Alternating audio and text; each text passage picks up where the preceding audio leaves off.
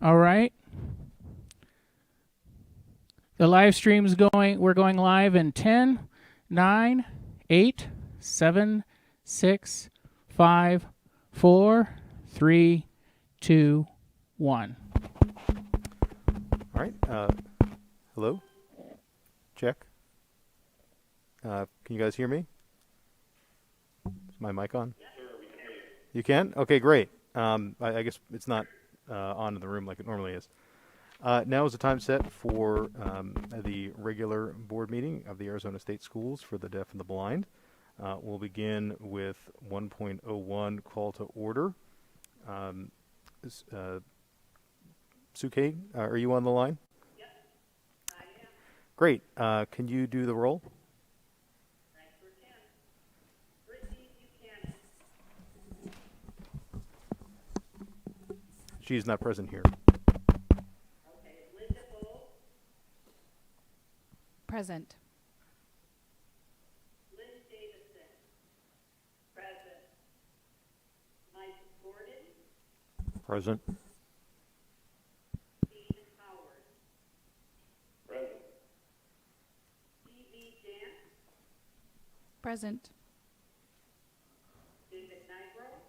Present. Aaron Wonder. Present.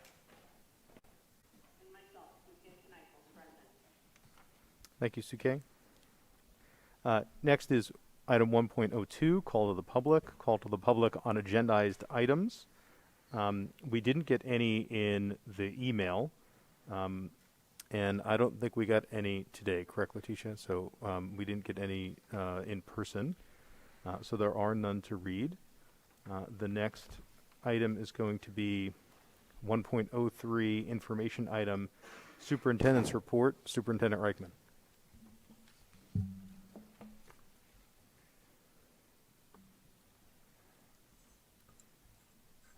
Good afternoon, President Nigro,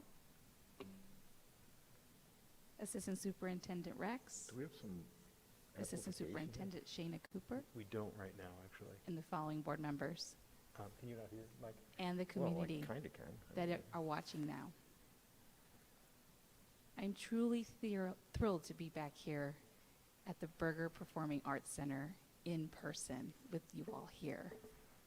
It really is a different energy, a different vibe happening here in person and talking with each other. Of course, as usual, I will start with a story. This time, this story is an old Indian proverb. It speaks to 6 men and women who happen to be blind. The 6 men and women lived in a small village.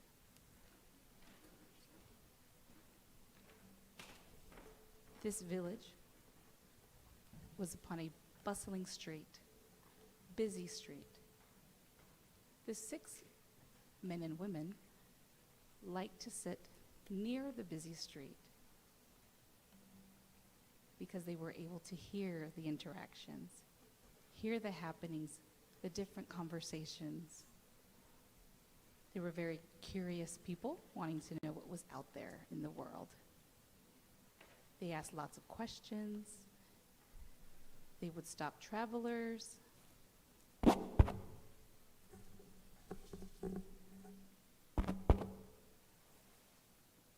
So these 6 individuals heard about a magical animal. This creature was called an elephant.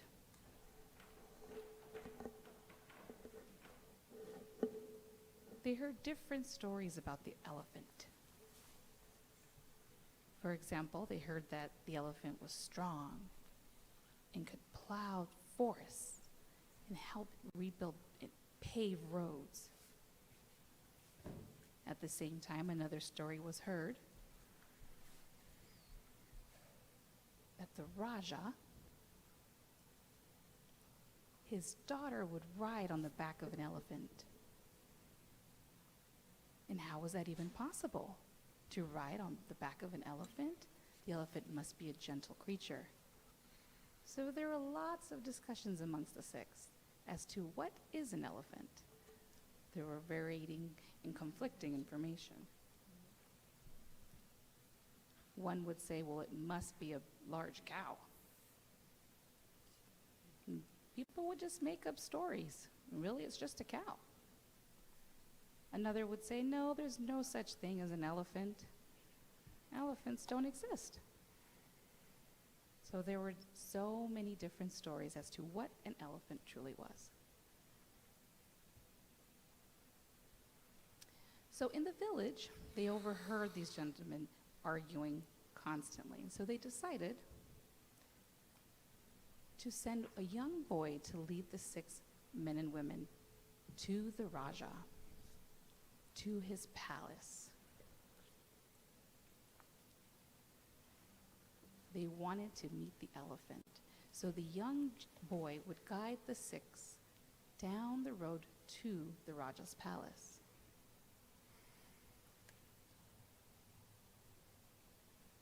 One of the workers there brought the elephant to the group, and the 6 men and women gathered around, touching, observing the elephant. The first comment was, oh, this elephant is a huge snake. The second person said, no, it's a column with 4 legs like a large cow. The other would touch the side and say, wow, it's tough and sturdy like a wall.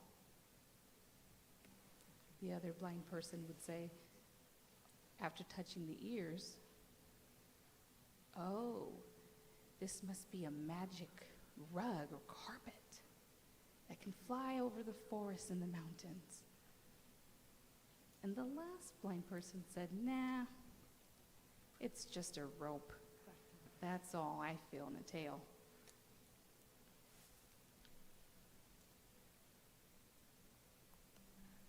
So after meeting the elephant, they all sat around waiting for their water,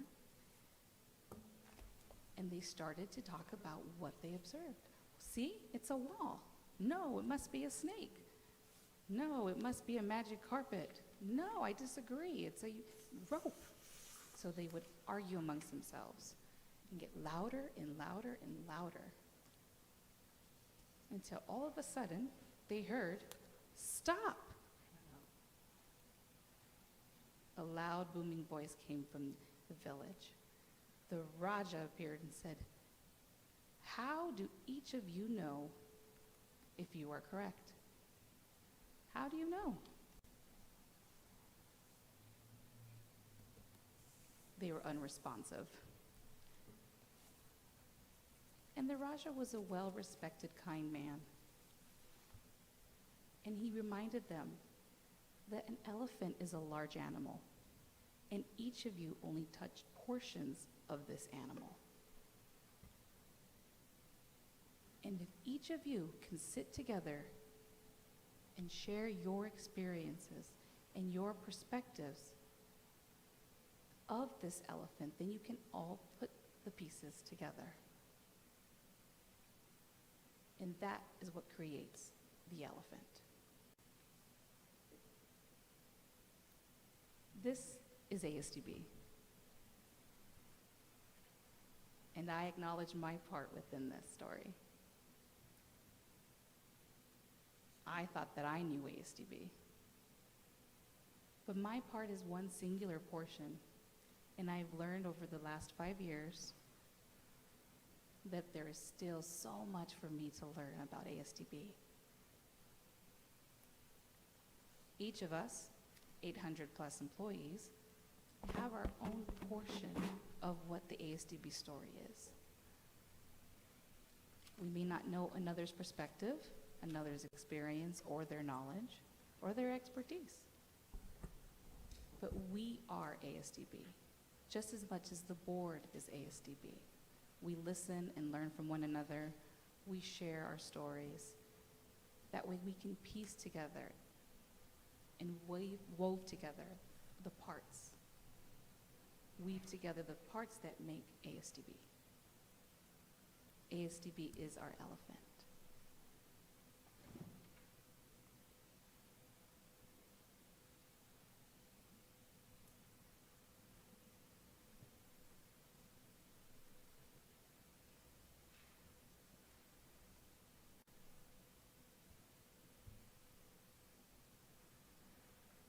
Just a moment as I bring up some information.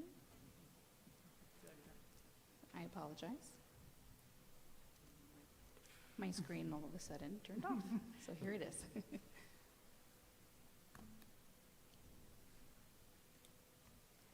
So our goal here is how do we learn more about ASDB? And how do we put together all the different parts of ASDB? I believe you as the board are in an interesting journey. We've just started our strategic plan. We have our 4 pillars that encompasses all of ASDB. Excellence in communication and relationships. Outstanding student outcome. Superb organizational culture. And effective resource management. Each of these pillars help us put together the whole of ASDB.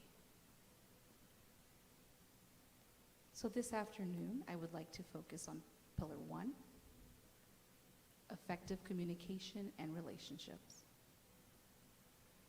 So how do you know ASDB is actually meeting and doing that? We have 3 priorities within this pillar. The first is making sure we provide first-rank customer service. Second is building capacities with school districts. And the third is engaging the community.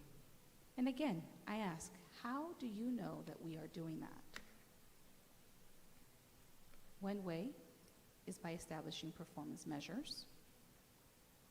You have reviewed the strategic plan, and we've included all our performance metrics. Under Pillar 1, we have already begun to collect our data and put together this information to be able to analyze and interpret what this data means. You each have copies of the report. My initial report to the board, I hope you did take time to review, because there's some really interesting numbers there.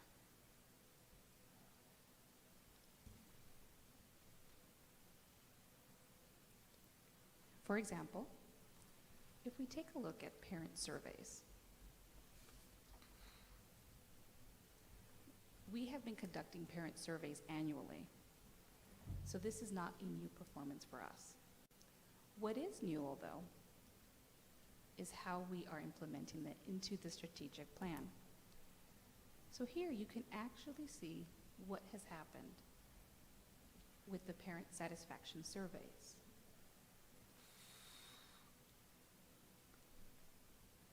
We released an email in May to parents, which I believe was about 1,400 families in emails. Unfortunately, we did not receive a lot of response. In looking at the early learning program, I believe the number is about 11% participation. K through 12 setting, which included both campuses and the itinerant services, participation rate was about 9%. So what that means is that when we are looking at parent satisfaction of the education and the quality of services that we provide to their children, it was hard to interpret that because we did not obtain enough feedback. So while looking at parent satisfaction, it looks fairly high. The rates are as follows. For the early learning program, 9 out of 10 satisfaction rating. And this is on a Likert scale from 1 to 10, 10 being the highest, the best. So early learning program has averaged at a 9.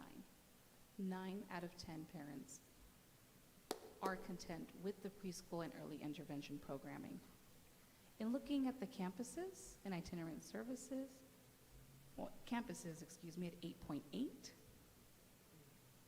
and cooperatives, the regional services, were 8.3. So that indicates that parents are satisfied. But we are aware that this is not sufficient. We cannot just collect parent surveys. So we are trying for the following year to figure out a different method and how we can elicit more parent response. And if we are successful in increasing our numbers and our participation rate, then we might have a better picture, a more accurate picture of parent perspectives of our education and services.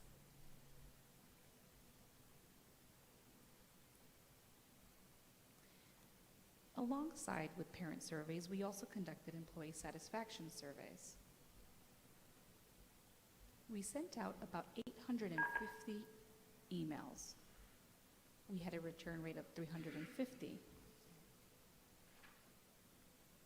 with 41% participation. Can we say from that 41% that the numbers indicate satisfaction? Does that represent the agency well? I would say overall, yes, probably.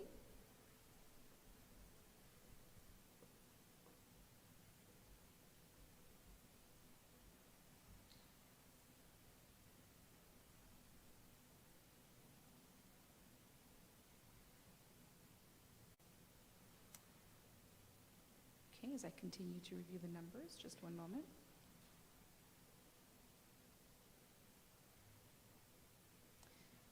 Unfortunately, cannot find it on my screen, but I have memorized quite a few. So there are 4 parts to the employee satisfaction survey. The first would indicate if they were satisfied with their position. On an average, the score was a 7.25. And again, if we remember on a Likert scale of 1 through 10, a 7.25 is average, over average. And if we're looking at the range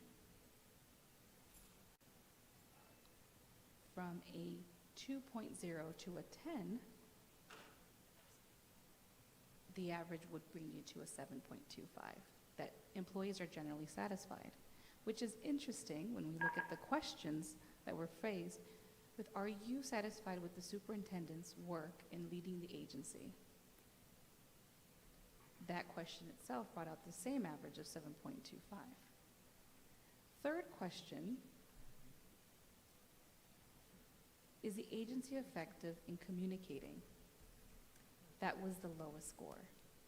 It was brought to a 6.5 or so. So that indicates that we still need room for improvement in communicating with our staff. And last but certainly not least, which was an interesting question, do you believe that the agency is culturally sensitive? 7.25 was the average. So again, out of the 4 questions, very similar response or rating. So if the question was, am I satisfied with my job? Or if I'm satisfied with the superintendent, with the leadership team, or if I am not satisfied with my position, we could indicate that they are not satisfied also with the leadership team as well. So I think there's a connection there with communication and cultural sensitivity.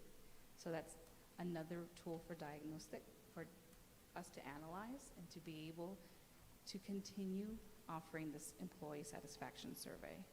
So I'm happy to share this information with you in my strategic plan to the board. So in our following year, I would like to increase participation. And part of this is because I want to provide feedback, receive and provide feedback towards action. And I feel that some of the answers were due to some of my responses and my lack of follow-up with emails or communicating that this survey that you are taking, a reminder that these are my actions for me and my action steps. So I would like to report back to you again in the following year after employee satisfaction surveys have been submitted. So there is a lot of improvement to be done here within the agency, but that's a summary of the employee satisfaction survey.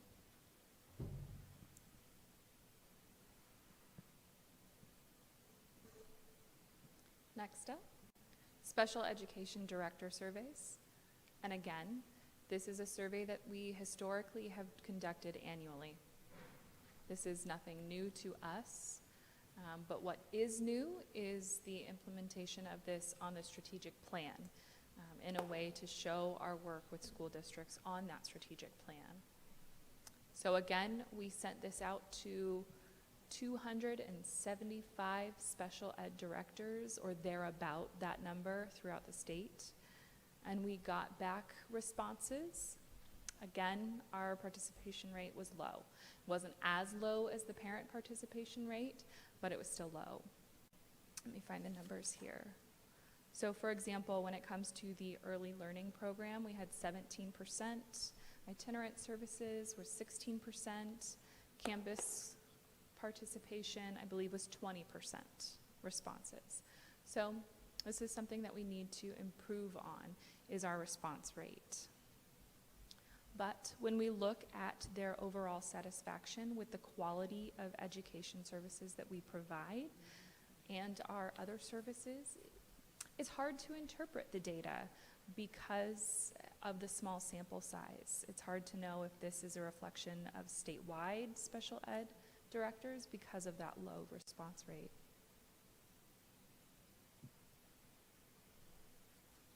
Let's see, when it comes to the early learning program, satisfaction was at a 9.5. For the campus programs, satisfaction is at an 8.25, so generally satisfied. Itinerant services is at a 6.6, which is a little bit lower of a score. Generally satisfied, but still. My interpretation of this data is that it really is a reflection of the changes that we are making when it comes to our itinerant services. We've recently changed our 5 regional co-ops into our now 3 statewide regions. We're hiring new directors for this. We have new leadership in these positions. As I'm sure you remember, Jay Johnson is now our itinerant services statewide director. And that just happened last year, about a year and a half ago or so. So there's been a lot of change happening more recently with this program to make our processes more consistent and more equitable around the state. So right now, it might look like a little bit of a messy time because we are making a lot of changes here. So my interpretation of a 6.6 is really a reflection of the changes that are happening right now in that area. And that's something that we need to continue our work with. Our special ed directors around the state is to continue to improve that. And then hopefully next year have a higher response rate from them so that we get a more accurate depiction of their overall satisfaction with the agency.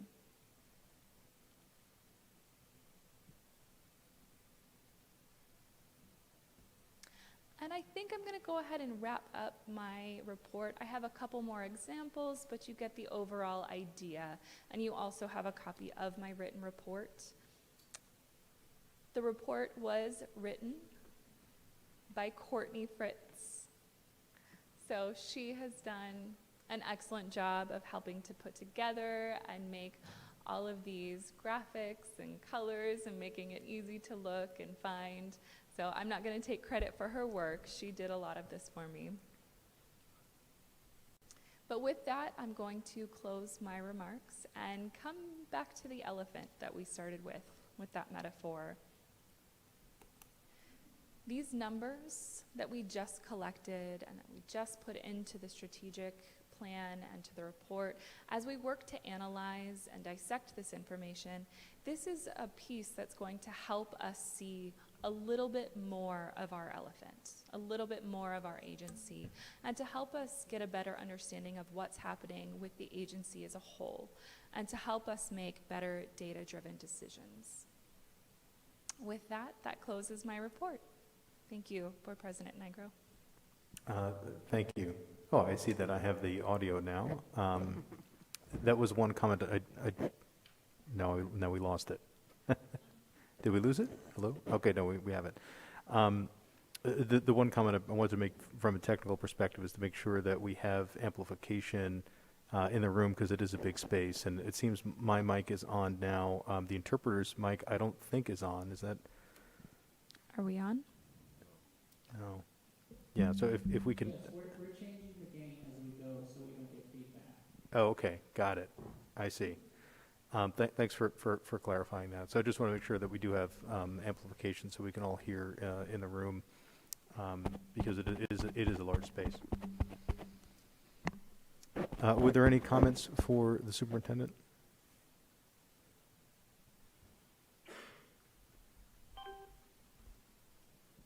This is Linda Bove. Just a question for you, Superintendent Reichman. Superintendent mentioned several years in the past having done these surveys, whether that be the parent survey, but it's nice to have this data officially recognized and part of our reporting. Can you give us a general comparison? I know this is the first time that you've done reporting with the strategic plan, but in general, is this data comparable? Are you seeing changes from years past?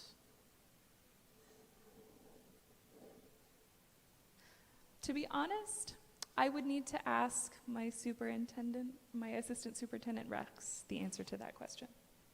I think, unfortunately, traditionally, we have low numbers of participation in our parent area. I think we can definitely do a better job of soliciting our SPED directors to give information. Sometimes the timing of the survey that goes out can affect getting quality results. I'm trying to think of all three things that you had talked about. I would say they're comparable, but we could probably bring back some more information, just give you a couple sentences to give you some information. We can send you guys an email if that would help, or even bring it up in our November meeting, just to kind of give you that visual of past and present, our current reality. Great, yes. I've been here since 2018, so I'd like to see the difference in years past compared to where we are now, to see if there are any ways that we can improve or elicit more responses. Especially when it comes to parent participation, I'm not sure why parents wouldn't participate in a survey like this. If we could figure out why or how we can improve parent participation, or if that's something that's stagnant, that the same percentage participates year after year. Because this is a choice for their child that they're making. So having parental involvement in their children's education as far as what they want and what they expect from their children is necessary. And if we don't have parental involvement, then later on we're behind the 8 ball trying to catch up with what they wanted. So my thought is, how else can we get parents to respond? Is it a lack of access? Is it compatible with phone apps? Or is there a way that we can make this more accessible to parents to help garner more participation?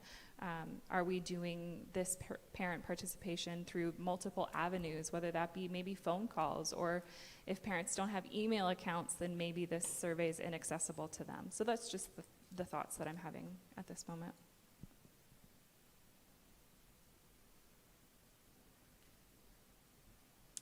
Thank you. Thank you, Linda. Are there other comments?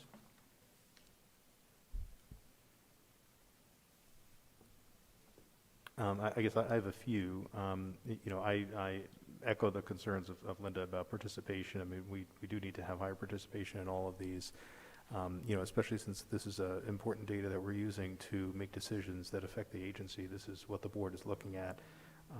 So, I'd like to see much higher levels of participation so we know we're getting the full picture. I don't pretend to know how to do that. I think that the staff can go out and explore different ways to make sure we're able to get that higher level of participation. If only that we let the constituents know that we are really paying attention to this. This is really important to how the agency is going to improve, and we need to hear their feedback, and good or bad or indifferent. We just need to hear it so we know that we're getting the feedback from a broad section of people that the agency interacts with. The other part of this is these reports are good, but I know we've talked about when we made the strategic plan, kind of a dashboard that we can put together that would be more concise and kind of putting a lot of this information to one place. And I'm happy to work with whoever to do that. We can probably do something web-based. We could do something in Excel. There's a variety of ways to do it, but if we could task someone to work on that so we can get this information in a way that we're seeing it in a repeatable way. So when we look at this next year, and when we look at other, there's data on a variety of pillars from 2 and 3 and 4, et cetera. When we look at it, we're looking at it in the same way, and we're seeing year over year as the years progress. I know we're only a few months into this, but I think we do need to work on doing that now. I was happy to see board docs, the strategic plan implemented more into board docs, this meeting. I think that's certainly a step in the right direction, but if we can get the reports in a dashboard type format, that would be helpful as well. The other question I had for the superintendent is in the special ed director's survey analysis, there were some, I guess a couple of comments here on the itinerant side. The voucher system needs improvement, and then also a comment, discrepancies with satisfaction noted depending on region, follow-through communication, services provided, et cetera. With the changes that we've made, I was hoping that last comment would have gone away by now, if not, hopefully by next year, in the creating more uniformity there. But if the superintendent has any comments on that point, that would be helpful for us to hear. And then also, if you can explain what voucher system needs improvement, if you can describe your thoughts on that, or what you think it is. Obviously, this is input from others. And if you can provide what you think that means. Sure.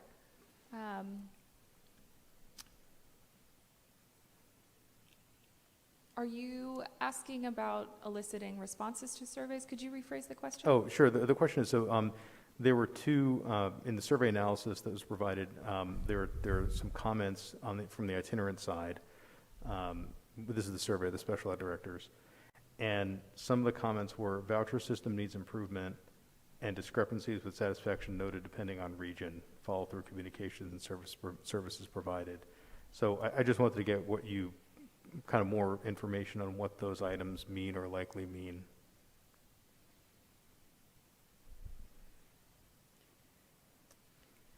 Could I ask Jay to speak to this issue? Probably. Jay Johnson? Jay Johnson, if he is on the bridge line. I'm not sure if he's on. I know the vouchering, it was confusing when ADE came forward and made the changes in the schools. It affected how we vouchered. The home district has to push the button whether it's a voucher, and they have that responsibility. So anytime we were making changes or ADE was giving information, our SPED directors were getting confused. And so Jay actually spent a lot of time explaining that, meeting with SPED directors. We also have our advisory council meetings. We did them in whole groups. We did 3 separate advisory council meetings. At the end of the advisory council meetings, we gave them the survey and highly encouraged them to fill it out. I think we've given a lot of information to our SPED directors, and some SPED directors only use itinerant services. Some SPED directors If they have their own programs, they only use our campus programs. So when we give information, often we both get follow-up calls. Kelly or Amber will field calls. Well, what does this mean for us? Nothing. There's no changes. While on the itinerant side, Jay gets to field a lot of phone calls, or his regional directors. Well, what does this mean for us? You still have to push the button on your side as a school district to send us the voucher. So it's been a lot of communication, but I will respond that it has been frustrating for our stakeholders as SPED directors. Thank you. And Dr. Rex, you said that the voucher system, the statutory regime stayed the same, is my understanding. There hasn't been a change there. The change is with the LEA status flux earlier in the year. That's the primary cause of the issue. Not that the voucher system is any different than it was a year ago or 5 years ago. Well, 5 years ago, they still have to push the button on their end to give us the money. Okay. So sometimes that's a lot of communication. Okay. All right. Those are my comments. If there are no others, thank you, Superintendent Reichman, for your report. We can move on to 1.04, information item, Assistant Superintendent of Curriculum and Instruction Report, Assistant Superintendent Dr. Rex. Good afternoon, President Nigro, board members, Superintendent Reichman, Assistant Superintendent Cooper. The report I submitted covered the many activities and the support that we are doing to align with our strategic plan under the pillar of outstanding student development in our educational programs. Our Birth to Three, our statewide itinerant, and our campus programs have all begun to kind of settle in and serve our students across the state. Here it is, September. I have started working with our principals and directors to align their SMART goals with the reflection of what is happening on our Pillar 2 priorities, which are early language acquisition, high academic achievement, and social and emotional learning. Each director and principal will work on their SMART goals to align with the work that we have developed as a strategic plan, and they have begun to find ways to collect that data for the ASDB strategic plan. Some of it's very easy, but some of us were kind of scratching our heads and trying to figure out the best way to get that information and get it in a usable format for you as part of the strategic plan. This evening, we have an agenda item for the board to approve the Agency 301 plan. That is for this school year. Every September I come to you, our staff teachers vote, we bring a documentation, and you do it either in consent or in an agenda item. There are no changes for this year. This year's 301 will only affect teachers. But as we prepare for next year, I wanted to take this opportunity to share with the board an update on what our agency is doing for 301 as we move into the next academic school year. Up until this year, 301 by law was designated to benefit teachers. The amount of funding that we received from the past from the state for 301 was put into these three buckets. They would give us an amount of money, and the performance pay was 40%. That was one bucket.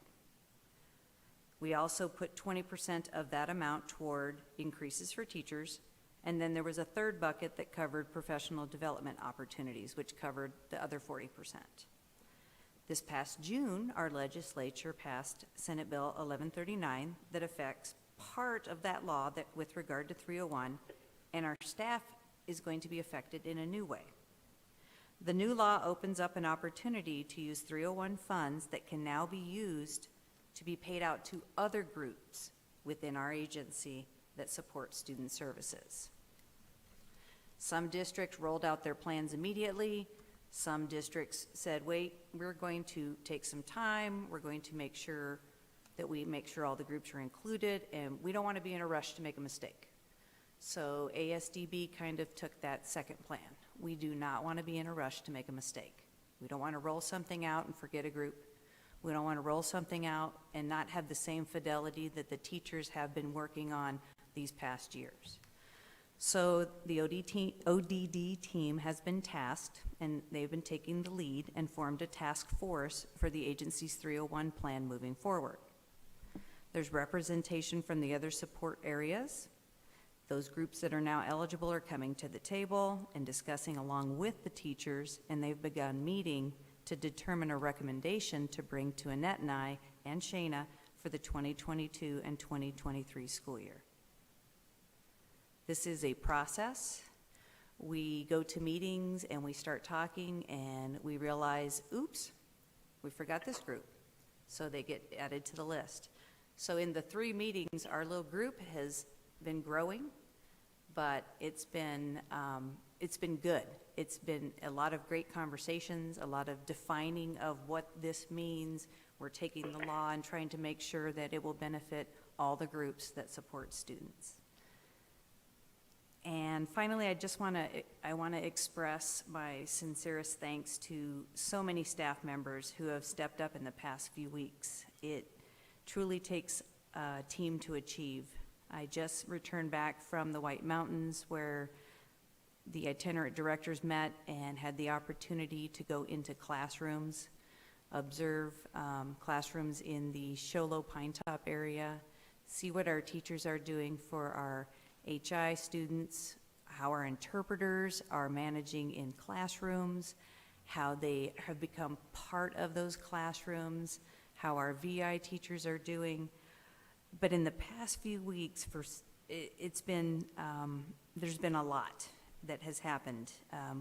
A lot of personal family tragedies, and they just keep stacking up.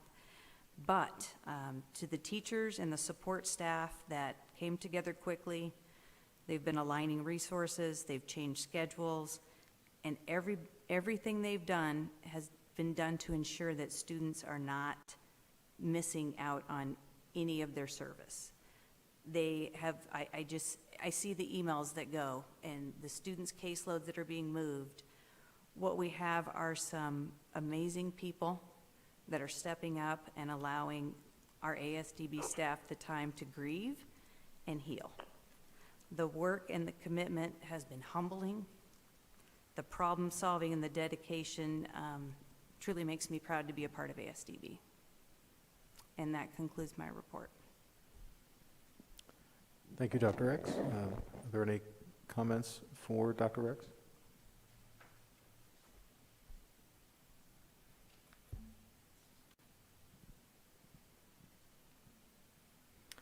Okay, hearing none, we'll move on to 1.05, information item, Assistant Superintendent of Agency Operations and Support Services Report, Assistant Superintendent Cooper. Shayna Cooper, Assistant Superintendent of Agency Operations and Support Services. Good afternoon, Board President Nigro, Superintendent Reichman, Assistant Superintendent Rex, and members of the board and ASDB community. Each of the directors have provided to you their departmental reports, and as a reminder, in support of ASDB's priorities, most of the work that we do is tied to Pillar 3, superb organizational culture, and Pillar 4, effective resource management. The IT department has been busy with supporting the technology needs for all returning staff and students. On the Tucson campus, the IT staff have been ensuring all of the instructional buildings have controlled access systems, fully functioning for increased staff and student safety.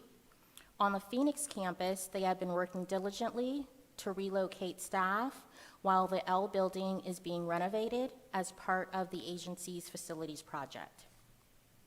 The operations department, more specifically transportation, as Assistant Superintendent Rex just mentioned, has been working very hard to ensure there is no lapse in providing transportation services to our students. And as presented at the board work study session on August 12th, ASDB is now solely responsible for providing FAPE. They have been using internal staff consisting of chaperones, instructional assistants, and staff from facilities. They have also been working with third-party contractors as well as partnering with a few districts to ensure the students' transportation needs are met. We're currently performing a cost analysis to determine the best option going forward. This includes researching other funding sources available to us. After consultation with our Attorney General, it was determined last week that we are not eligible for the transportation support level funding due to ASDB not being a political subdivision or a school district. ASDB continues to research options, such as working with the legislature to make legislative changes in order for us to meet the financial demands of transportation. Within the agency's fiscal year 2023 budget package that was just submitted to OSPB last week, we included a funding issue as it relates to the LEA impacts of House Bill 2863, whereby we're asking for an increase to our general fund appropriations of $962,000 to assist with the additional transportation needs. To address the needs for the current year, fiscal year 2022, I have done a preliminary projection of our voucher revenues, and assuming that it is not too far off, we'll have enough cash from the collected revenues to pay for the transportation financial needs that have been identified. On another note, it was previously mentioned that as a result of our LEA status, we would be able to receive funding from the School Facility Board for our capital and building renewal needs. However, upon further review by the Joint Legislative Budget Committee, ASDB does not qualify for that funding either. As such, we will continue to participate in ADOA's capital improvement plan, where we submit our capital funding request through that method. For business services, the financial report will be provided separately under agenda item 4.01. However, it should be noted that I am still actively recruiting for the Director of Business Services position. I mentioned at the July 22nd board meeting that a candidate was selected and was going to be offered the position. However, after initially accepting the position, the candidate declined the next day. I hope to begin another set of interviews within the next week. Although being down the director position and actively recruiting for 2 additional positions, the business services team continues to work hard processing vendor payments and payroll and travel claims for staff, receiving and delivering ordered items, making sure our agency budget needs are being met, as well as monitoring revenues and expenditures for the new year. Last but not least, the HR department has been working on many initiatives and projects. The 2% COLA wage increase for all permanent and limited staff, as well as the 2% step increase for eligible teachers, became effective July 25th. HR worked hard to make sure that those increases were implemented and completed timely. The department also completed their annual metrics report, which provides data and insight on staff member demographics, hiring processes, new hire views, FMLA and ADA usage, impacts from COVID, as well as employee relations statistics and turnover ratios within the agency. This was done for the fiscal year 2021 and was reviewed with the agency's leadership team. If there are no questions on the report, that concludes my report for today. Thank you. Thank you. Are there any comments or questions? No, I guess I had a couple. I mean, one is just really small. The environmental sensors pick up PM2.5. I'm just wondering if they pick up PM10 as well. That's a primary pollutant in Maricopa and in Pima. So we probably want to be monitoring that too if we can. The other question I had on the transportation item, it's twofold. One, I know there's some other ancillary services that we are now our responsibility, primarily nursing services. Has there been any progress on finding the funds to be able to serve those? Yeah, I was actually going to mention that in my finance report, okay, that in addition to the $962,000 that we're asking for transportation, we are going to be asking for about $385,000 for the one-to-one nursing services that are needed for the approximate 5 students on the PDSD campus. And that would be a budget, that's for next year, is what you're saying? No, that's actually this Oh, year. this year, For okay. fiscal year 2022. But in Okay. the budget submission, I did include a total of 1.35 million to include transportation as well as the one-to-one related service needs for the nursing. Okay, so our current plan is to ask for that as like an additional part of our general appropriation to offset those. For fiscal year 2023, for fiscal year 2022, I have reviewed, as I mentioned, the voucher revenues, and based on those rough estimates, we should be able to pay for the 1.3 million this year, Just- based on available cash. Right, that's certainly the more urgent need. Okay. PV? Or Linda? This is PV Jones. Thank you, President Nigro. Ms. Cooper, as I always mention, I love your reports. I truly enjoy your details and your comments. And I have noticed that you said that we are able to pay with our cash balance. My only concern is that if we do use our cash balance, will that impact our negative balance? And what will the LEA projection look like starting the following school year? No, it will not significantly impact our cash balance. As notated in the finance report, we do have a cash balance of, I believe, $13 million, and that was ending June 30. And in addition to the collected revenues that we expect to collect this year, assuming we have ongoing agency needs in terms of payroll, which runs about 1.6 million every pay period, we will have sufficient monies. There may be a possibility that I may dip into the Medicaid revenues that we collect as well if the projections are not accurate. Again, voucher revenues are based on enrollment for the campuses as well as the itinerant. In terms of fiscal year 2023, as I mentioned, I'm hoping that we can work with OSPB and JLBC to express the need that we will not be able to use ongoing cash, and requesting that they increase our general fund appropriations to help us with the responsibilities that we have. Absolutely. I just wanted to make sure that we don't hurt ourselves in our financial position when trying to approach that need now. Are there any legislative options, or should we as the board consider maybe encouraging the need to look for some sort of emergency fund request in addition for this year because of that cash balance? So that, would that be sufficient, and by how much of a percentage? If something else does happen, how would that impact that cash balance in the following year? As of this point, no. For the last 2 or 3 years, we have been ending with a surplus. Every year in 2020, we ended with a $4 million surplus.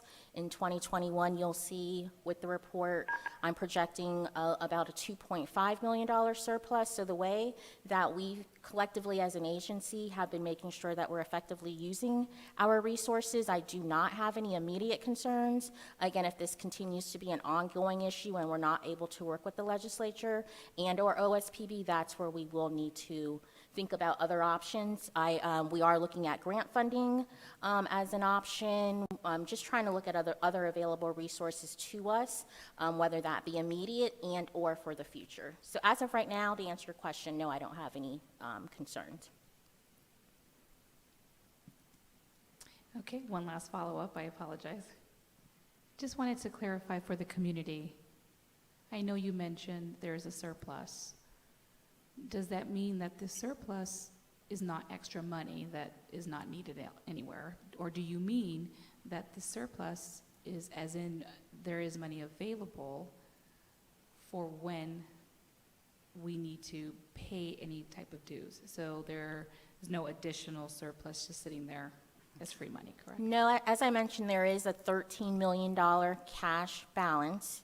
So the surplus, I believe, as I mentioned 3 years ago, we really started with I believe, a $6 million cash balance, and over the years we have been able to increase our cash. So there is money available should a need come. For example, a couple years ago when we needed to pay $500,000 for the emergency gas line repairs. On the Tucson campus, I was able to shift some funding and was able to come up with the money. So it's just some strategies, being able to make sure, but as I mentioned, with a $13 million cash balance as of right now, assuming voucher revenues consistently run about $3 million each month, we will be fine for this year. As I mentioned, if it continues to be an ongoing basis, that's where it will be a primary concern. Thank you. And this is Linda. As you're saying, the surplus is not there on an annual basis, but when we look at grants, they're not always available too. So it obviously takes time before a grant is administered or given to us. So you also mentioned, I think there were several organizations or that ASDB does not qualify. Could you expand on what those are? and Yes, one of the ones I just previously mentioned, President Nigro had asked us to take a deeper look into the transportation support level funding that school districts receive. However, the feedback that we received from the Attorney General, we are not eligible to receive any funding from the TSL because we are not a school district. Also, with the School Facilities Board, similar to school districts, they're able to receive funding for capital-related needs. Again, because we're not a school district, we're not eligible to receive any funding as it relates to capital requests, but we are able to continue to receive funding from the Arizona Department of Administration's Capital Improvement Plan.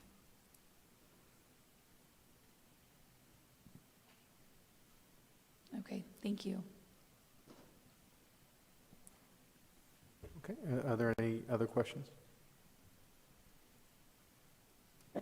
Okay, hearing none, we'll move on to 2.01, action item, approval of the consent agenda, consistent with board policy to include items 3.02, 4.02, 5.01, 6.01, 6.02, 7.04, and 7.06.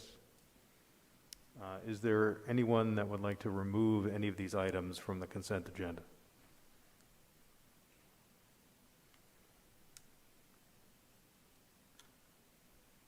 Okay, hearing none, is there a motion to approve the consent agenda? This is Suzanne Kneifel. I move that we approve the consent agenda as listed. Is there a second? Seconded by Linda Bove. Go ahead. Okay, Always competing with me, Lynn. yeah. Linda, second. Hey, doctor. All in favor? All right. Say then. aye. Aye. Aye. Any opposed? None opposed. So that motion carries. The consent agenda is approved. We can move on to next item, 3.01, action item, approval of 301 performance-based plan for 21-22. Assistant Superintendent Dr. Rex, I know you briefly mentioned this in your report, but now you can more fully describe it. I am back. It is September, and the ASDB Governing Board must adopt a performance-based compensation system to allocate funding from the Classroom Site Fund pursuant to subsection B of ARS Title 15, Education 15-977, the Classroom Site Fund. The performance appraisal plans are for agency-certified teachers who work with students more than 50% of their time. The ASDB 301 committee meets several times a year to discuss and develop the plans for the following school year. Eligible teachers in ASDB schools, our statewide itinerant, and the early learning program vote to accept or reject the plans that are presented. In order to come to you, there must be at least 80% of the vote for these plans. With 194 teachers voting 175, or roughly 90% of the teachers, accepted the presented plans for the 2021-2022 school year. The plans were submitted for your review. We have a campus school-based plan, itinerant teaching performance plan, and the early learning performance plan. So I am here before you all to hopefully get a motion and a second and a unanimous decision to pass our 301 plan. Thank you, Dr. Rex. Are any board members that have any discussion on this item?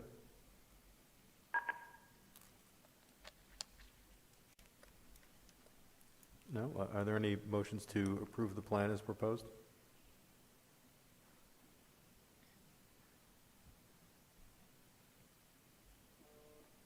This is Sukay. I move that we accept the plan as proposed by Assistant Superintendent Dr. Rex. Thank you, Sukay. Is there a second?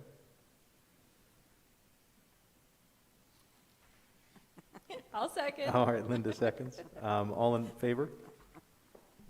Aye. Aye. Any opposed? I'll abstain. And one abstention. Okay, that motion carries. Next item, 3.03, action item, approval of new district agreements. Assistant Superintendent Dr. Rex. The board has asked that whenever we bring on new districts to our family, that we make it an action item. That way you all can see it and it doesn't get, sometimes things get lost in consent. So we are looking for the approval of new district agreements for Acorn Montessori, Harvest Prep Academy, and Welton Elementary Districts. Thank you, Dr. Rex. Is there any discussion on these contracts? Are there any motions to, PV?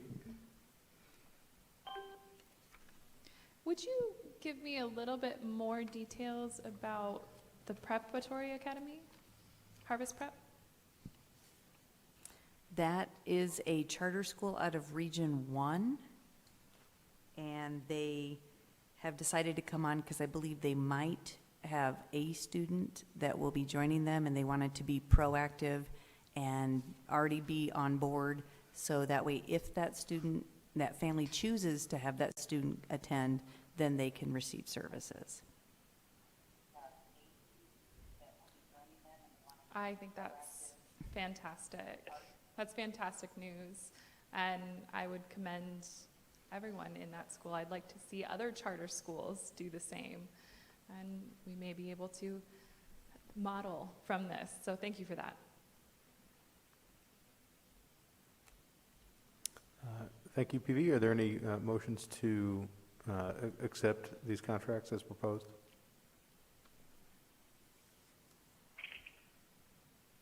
This is PV. Commissioner Jantz. I would move that we approve these contracts as listed on the agenda for these new school districts. Thank you, PV. Any seconds?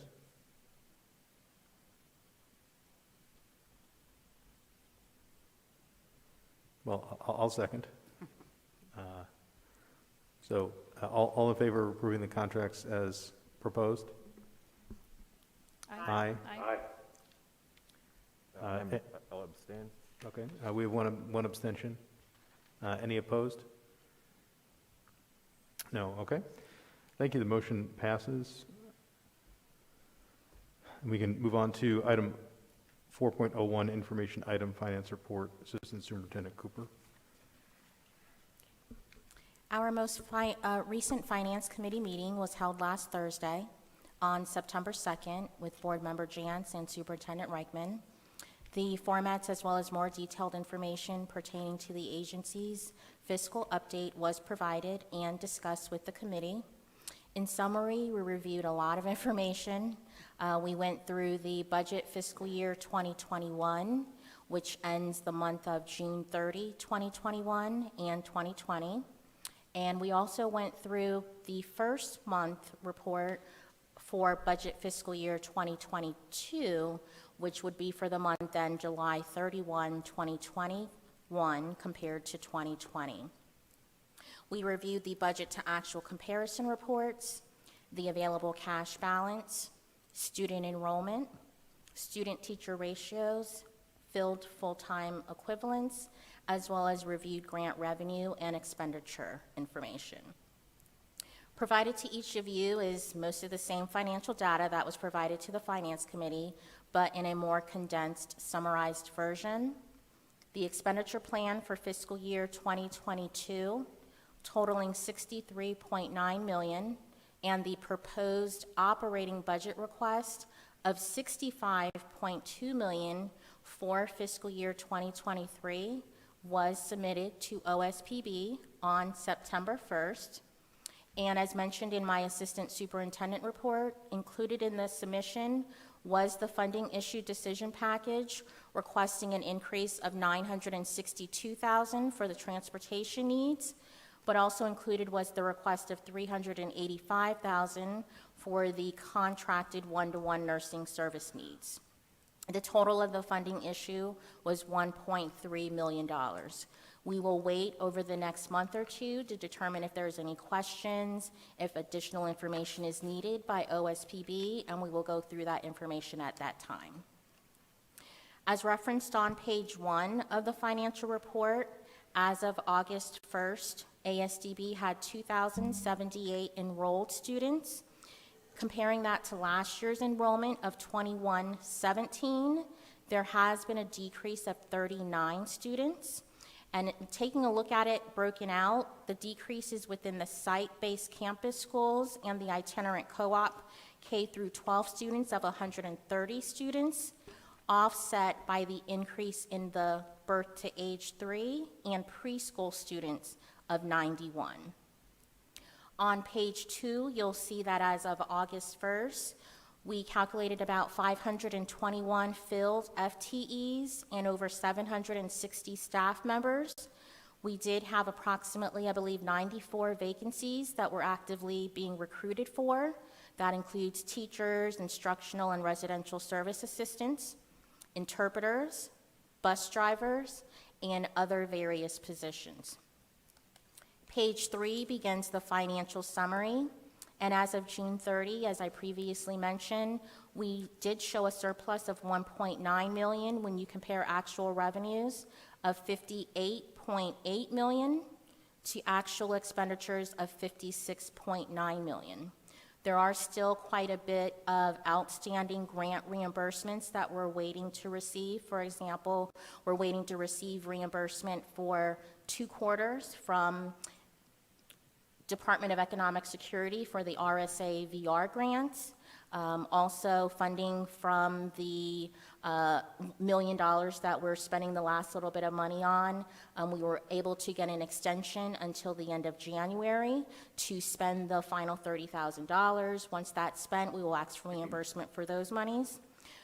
Revenues from last year of $59.8 million and expenditures at $55.5 for fiscal year 2020, we ended up, as I mentioned previously, with a surplus, a cash surplus of $4.3 million.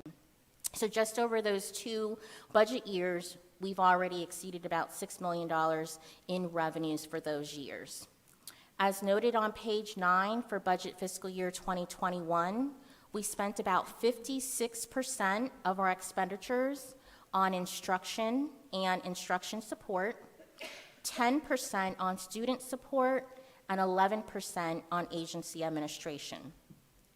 Since it is the end of the quarter, also included in this month's report are the 4th quarter basic financial statements, which begins on page 11. And as a reminder, the basic financial statements consist of our balance sheet, our income statement, as well as our statement of cash flows for the fiscal year, not based on the budget year. And as I mentioned also previously, our ending cash balance as of June 30, 2021 was $13.3 million in cash. Page 14 begins the financial summary for the months ending July 31, 2021, in comparison to 2020. which is the first month of the fiscal year. Of the $3.5 million in expenditures, that consists of 84% of payroll and the other 16% on other operating expenditures. On page 20, you'll see as of July 31st, we spent 57% on instruction support, 9% on student support, and then 14% on agency administration. On page 21, it does show that we have a $2 million deficit when we compare actual revenues of approximately $1.5 million, which includes what we've received and collected, as well as what we've expended from our general fund appropriations, in comparison to the actual expenditures of $3.5 million. As I continuously say, this is not of any particular concern, as we start the fiscal year on July 1st. However, we don't start receiving voucher revenues from ADE until the end of September. So that's when we'll actually start to receive the collected revenues. Last year at this time, we had almost a $3 million deficit. Revenues at that time were $2.1 million and expenditures were $5 million. And as a reminder, the budget and fiscal year begins in July, the school year begins in August, but there's still day-to-day payroll, as well as other operating expenditures that are continuously being incurred. So again, that means we're using available cash to help get us through until we receive those collected voucher revenues. So what that means is we're just having to monitor our cash balance very closely, as well as making sure that we use other funding sources available to us, because as a reminder, our general fund appropriations is received on a quarterly basis. We don't receive that funding up front. If there are no questions on any of the information presented, that concludes my report for the fiscal update for the agency. Thank you. Are there any comments? This is PV. I would like to make a comment. I'm sure Suke might have a giggle at my comment, but our reputation in VR, especially when I joined this board, has been one of lots of questions, and again, my second term here, we've had a lot of good discussions about all of the numbers and making sure that everything is up and up. And I just want to commend Assistant Superintendent Cooper. Your attention to detail is outstanding. I also want to make sure that those in the community understand that unfortunately we don't receive our state appropriated funds in a lump sum, which then we can spend from. There is a lot of piecemealing of how we are paid. At the same time, we have bills that are due up front. And so we rely on a lot of that cash flow. And so I know there's been a lot of concern about the change in LEA status and the ramifications on our funding for transportation. And I think that this year the challenge is just to stay on top of that. But it also allows for a lot of good conversation to see what we need long-term from the legislation to make sure that this is sustainable for our students, and to really promote our role as an LEA. So again, I look forward to see what we can do with our proposed budget, and we can continue to see how things work out. Thank you so much for your work and for your patience with me. Thank you. Thank you.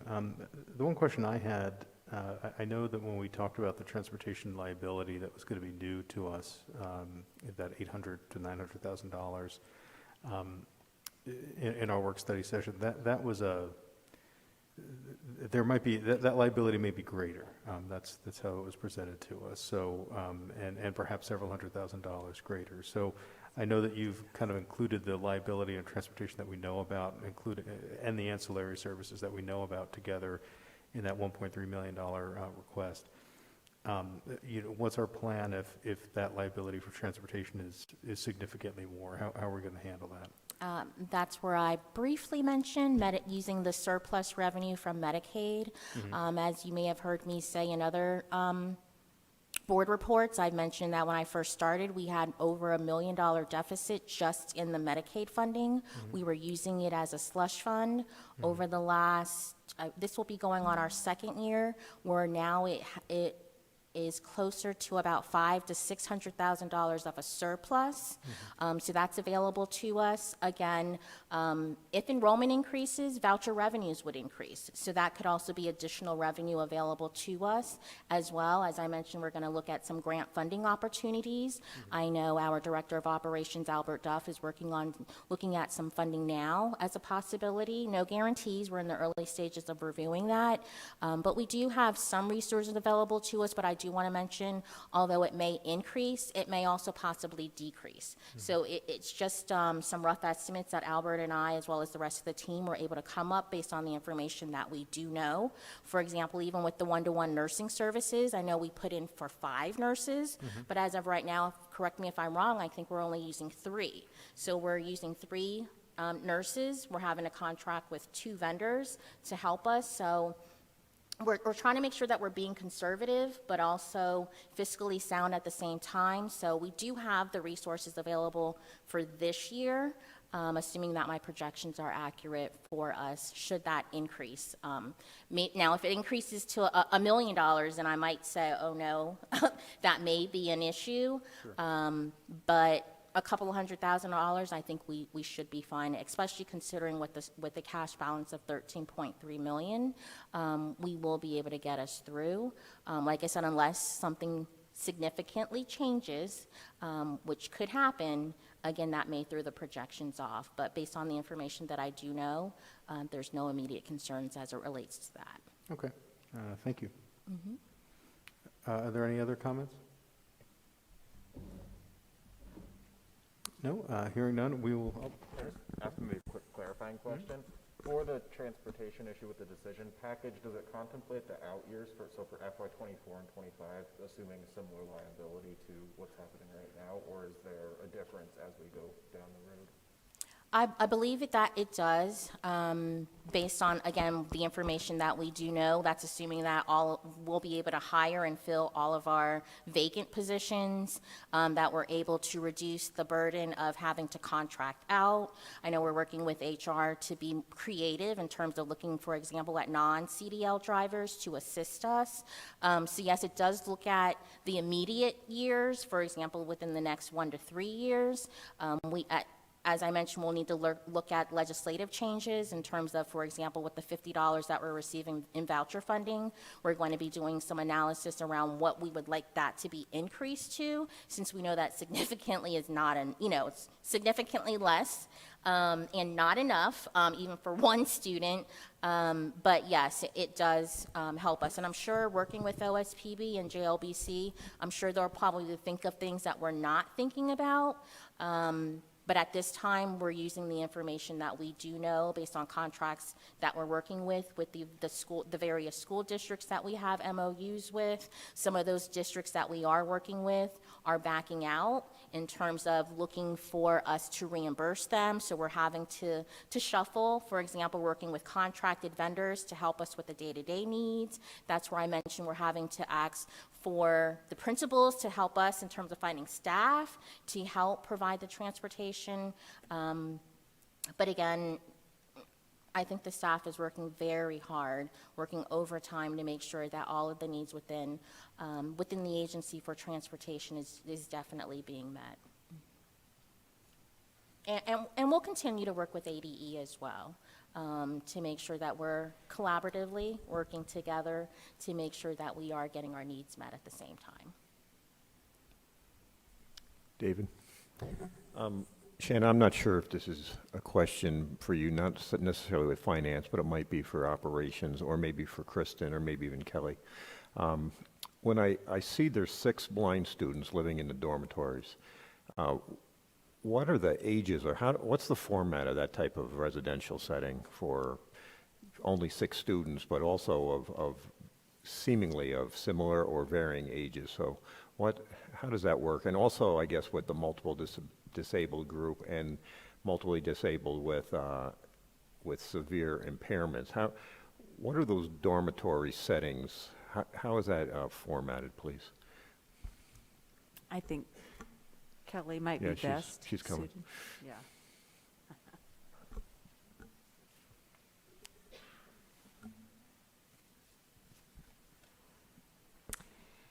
Good afternoon. We actually have more than 6 blind students in the dorm, so that number is not accurate. Okay. It is more.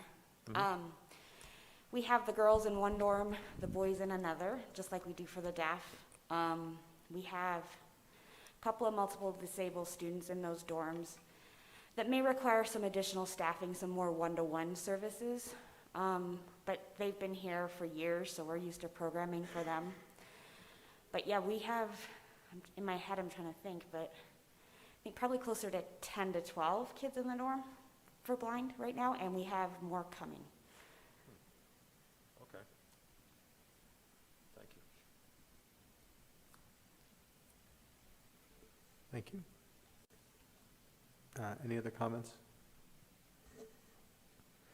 No, hearing none, we'll move on to 6.03, discussion and action item, renewal of superintendent's 3-year contract for July 2022 to July 2025, pursuant to ARS 3843, 431.03A1. The board may vote to go into executive session, which will not be open to the public for the purposes of discussion, consideration of the employment matters as it relates to this agenda item. So I guess I'd like to begin by moving that we go into executive session. Is there a second? I motion to go into executive session. This is Linda Bove. Okay, so we'll take that as a second. All in favor? Aye. Aye. Aye. Any opposed? Okay, Suke, do you have the statement that you need to read now before we go into executive session? Yes, I do. Great.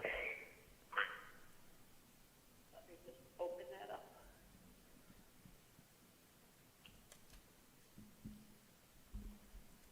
All persons present are hereby reminded that it is unlawful to disclose or otherwise divulge to any person who is not now present other than the current member of the ASD board or pursuant to specific statutory exception, anything that has transpired or has been discussed during this executive session.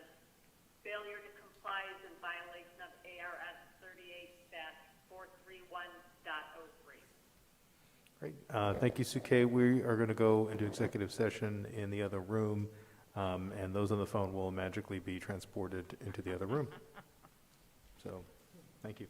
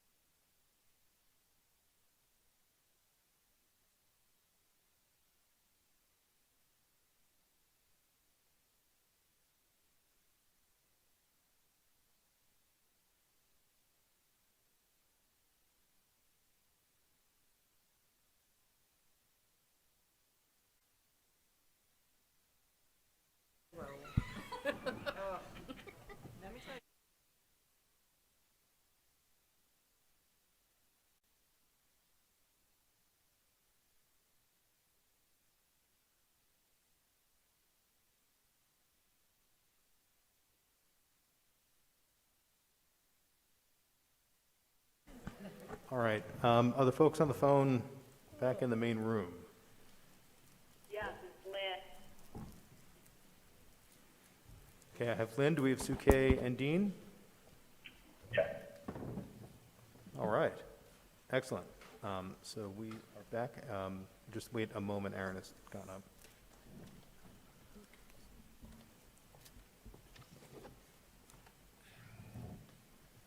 Okay, so we are back. Again, we are in 6.03.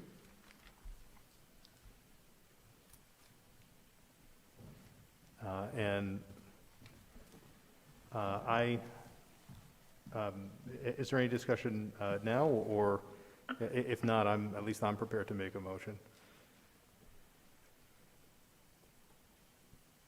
Okay, well, I move that we offer the superintendent an additional 3-year contract, which would run through, begin at right after the expiration of our current contract, would run through June 2025, at substantially the same terms as our current contract, with the exception of a 2% increase in base compensation.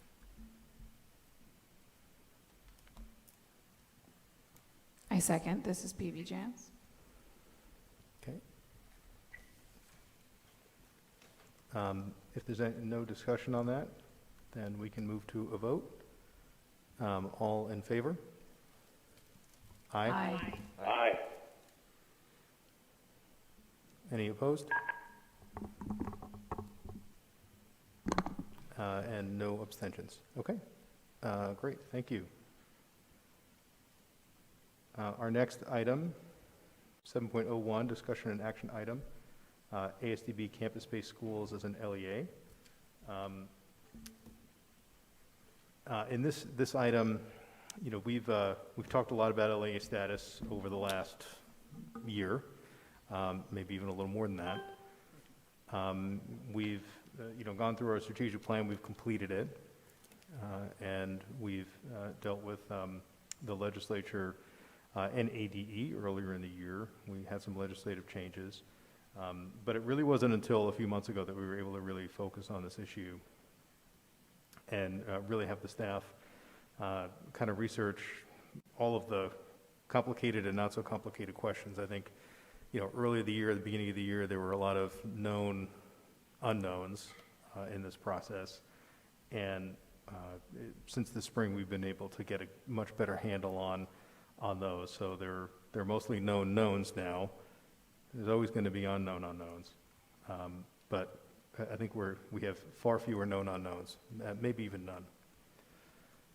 And we had a work study session last month where we talked about, what being an LEA means for our site-based campuses, how the agency would have to operate differently on a going forward basis, how the agency would have to operate differently if we were to choose not to have the site-based schools be LEAs.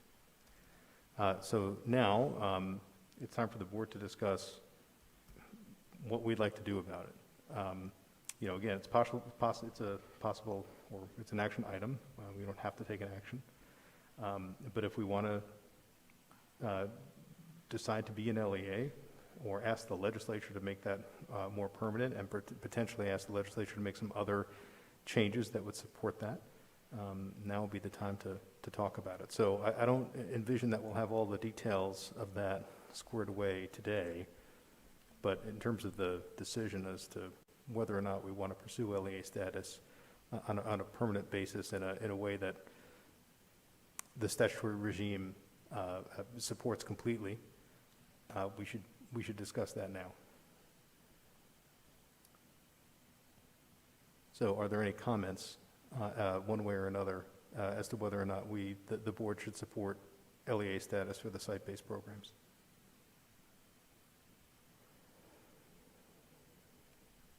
Linda? This is Linda.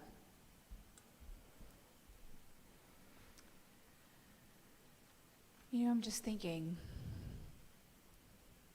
prior to the issue of the LEA discussion, the function of ASDB was truly similar to what an LEA truly is.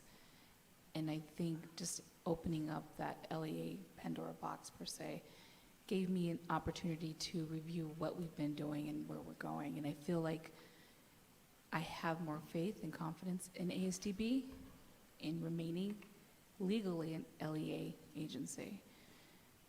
I don't want what happened to us previously to happen again. I don't want to lose any funds. So I don't see any reason why we would stop that process. And I would like to remain an LEA. And I would like to permanently maintain that. To make sure that our staff, our students are all safe and secure, our leadership team, and bottom line, our kids are protected. Those are my thoughts. Thank you, Linda. Other comments?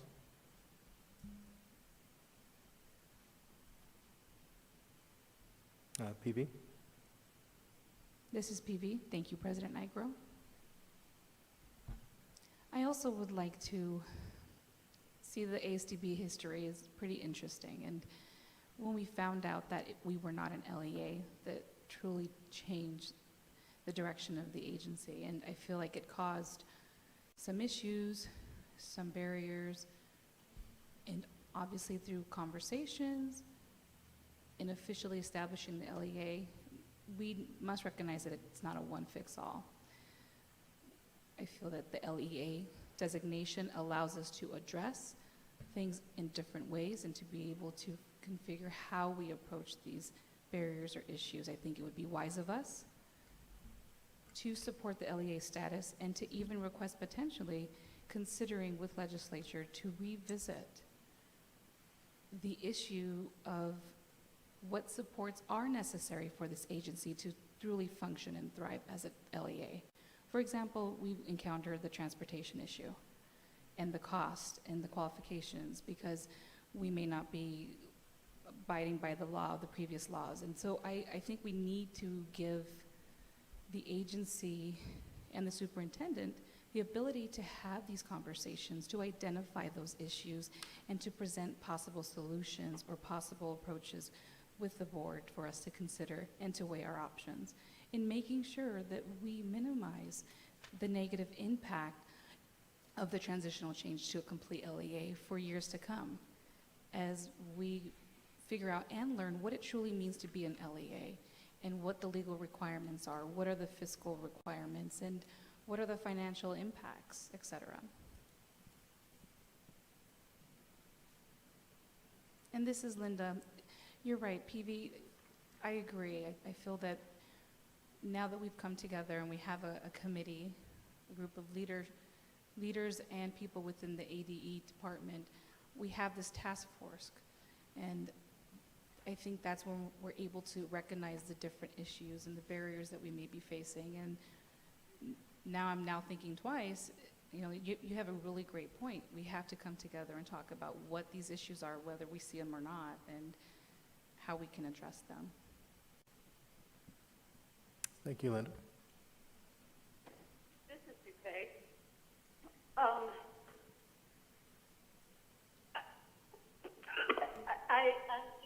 I am in support of this idea. However, my caution or my hesitation is making sure that we are getting all of the funding that an LEA would actually qualify for to be able to address these costs that we have not been used to paying, like the transportation, like the nursing, that type of thing. And what is the impact to us if we are not going to be able to get those funds if we move forward with the LEA? I agree that I think it is in the best interest of our students, and I do want to support the leadership team in this decision, but I want to know that I guess we have a backup plan, a plan B financially, if we aren't going to be eligible for some of these funding resources that other LEAs are eligible for. Thank you, Sue-Kay. PV? This is PV. I also would like to respond to you, Zuke, that this is why my comment is important. We have to open the door to allow the opportunity for superintendent and the leadership team to actually engage in dialogue and conversations towards that and finding and identifying all these pieces to the board instead of, for example, in previous board, we were not able to have these conversations until they impacted us. I would rather be a more proactive approach in allowing them the opportunity to meet legislature and discuss and identify, to provide that kind of support for the next 2 to 5 years, to really just have a comprehensive solution and to be able to find all the pieces. And throughout this process, we can hopefully find the funds that we are supposed to receive with the intention for us to be fully labeled as an LEA. And so for the legislature to actually follow through with their intentions for us to operate as an LEA, which of course includes financially. Thank you. Are there other comments? This is Linda, Oh, yes. sorry, Linda. Sorry. Sure. Thank you, President Nigro. I do have a question for Ms. Shana Cooper, Superintendent Rex. Prior to this issue with LEA, how did we receive funds for transportation? Was that? It all is, all the funding for transportation is budgeted for within the general fund appropriations. And did we previously qualify? I know there were 2 organizations or agencies that we did not qualify for, so have we never qualified? We've never have, no. So we were exploring that with the LEA status change. Ms. Cooper, if I could just clarify that, some of the sending districts do fund transportation currently, and then they seek funding through the transportation support level, which is available to school districts. Is that correct? That's my understanding, correct? Right. Yes. So to the extent that transportation is provided by the districts currently, the funds for that transportation is flowing from ADE eventually, but by statute it flows from ADE to the transporting district via the TSL funding source. Correct. And because of the disparity or the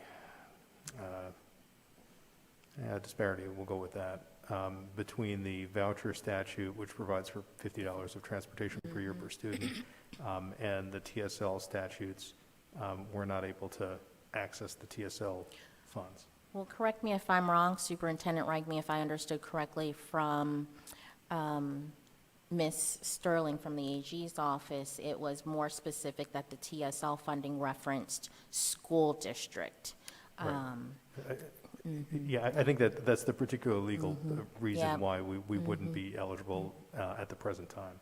Yes. But I think it's important for the board to understand that the money is ultimately coming from the state to transport the child, and the state is currently providing that funding, but they're doing it through the TSL mechanism to the districts themselves. But again, because of the statutory regime, our agency is not able to use that funding source, for that reason. Yes, and that's correct. And although we do pay for transportation from the general fund, the plus side is we're budgeting for, I believe, 28, 30 staff members, but we're never fully staffed with those bus drivers. So there is a budgetary surplus because I'm assuming that at some point we will be fully staffed, but with the national shortage of drivers, it kind of helps us in that aspect. But if it ever comes to a time where we are fully staffed and we're going to need to find additional staff and the additional monies, again, that's where it's going to possibly hurt us and eat into, as I mentioned, the general fund appropriations. This is Linda. Just a follow-up. I'm thinking, if we're not considered a school district, is there any way that we can change that status? Is there any opportunity for us, and is there a process? Will we never be? I guess I'm exploring for more information. Right. I think what we would need to do is go back to the legislature next year, and that's one of the things that we would direct, we could direct our staff today to come back to us in November with a statutory Yes. package I that agree. fixes some of the issues that we've identified in the last few months. One of those would be the transportation issue. And I don't know what form that would take at this point, but the idea would be that there's funding for transportation now. That's not new. What would be new is is allowing the mechanism that funds that transportation to be directed to the agency, as opposed to, I know that currently we're asking for an amount of money to increase our general fund appropriation, and quite frankly, that's not a great solution, right? Because we could be our estimate of transportation could be wrong, as Ms. Cooper told us. It could be less, and we don't. Again, not that I'm against getting more money, but if we don't need it, we don't need it. We shouldn't be appropriated it. So, if it's less, that's not a perfect solution. If it's more, then we're looking into our cash reserves, which we may have for other issues, as Ms. Cooper said, when things happen like a $500,000 gas line repair that's needed, we have that money available to make those needed repairs. So, to me, if we were to ask the legislature to enable us to use or to access that TSL funding mechanism, we would get an amount of money that's proportionate with the transportation needs that we're seeing. And those transportation needs vary from year to year and likely from semester to semester as students enter and leave the school. And I do want to add that it's not just transportation either. So you're looking at about 400,000 just for the related service needs at this point, the nurses. Right. So yes, working on a legislative fix seems to be the most appropriate method for us at this point. Yeah, I would agree that we need to ask the legislature to somehow solve that issue, and again, in a way that's proportionate with our need. I don't think it's a good idea to have a general appropriation for what we want. That's not a great mechanism. We want it to be we want the funding support that we get to be proportionate with the needs of the students that we serve.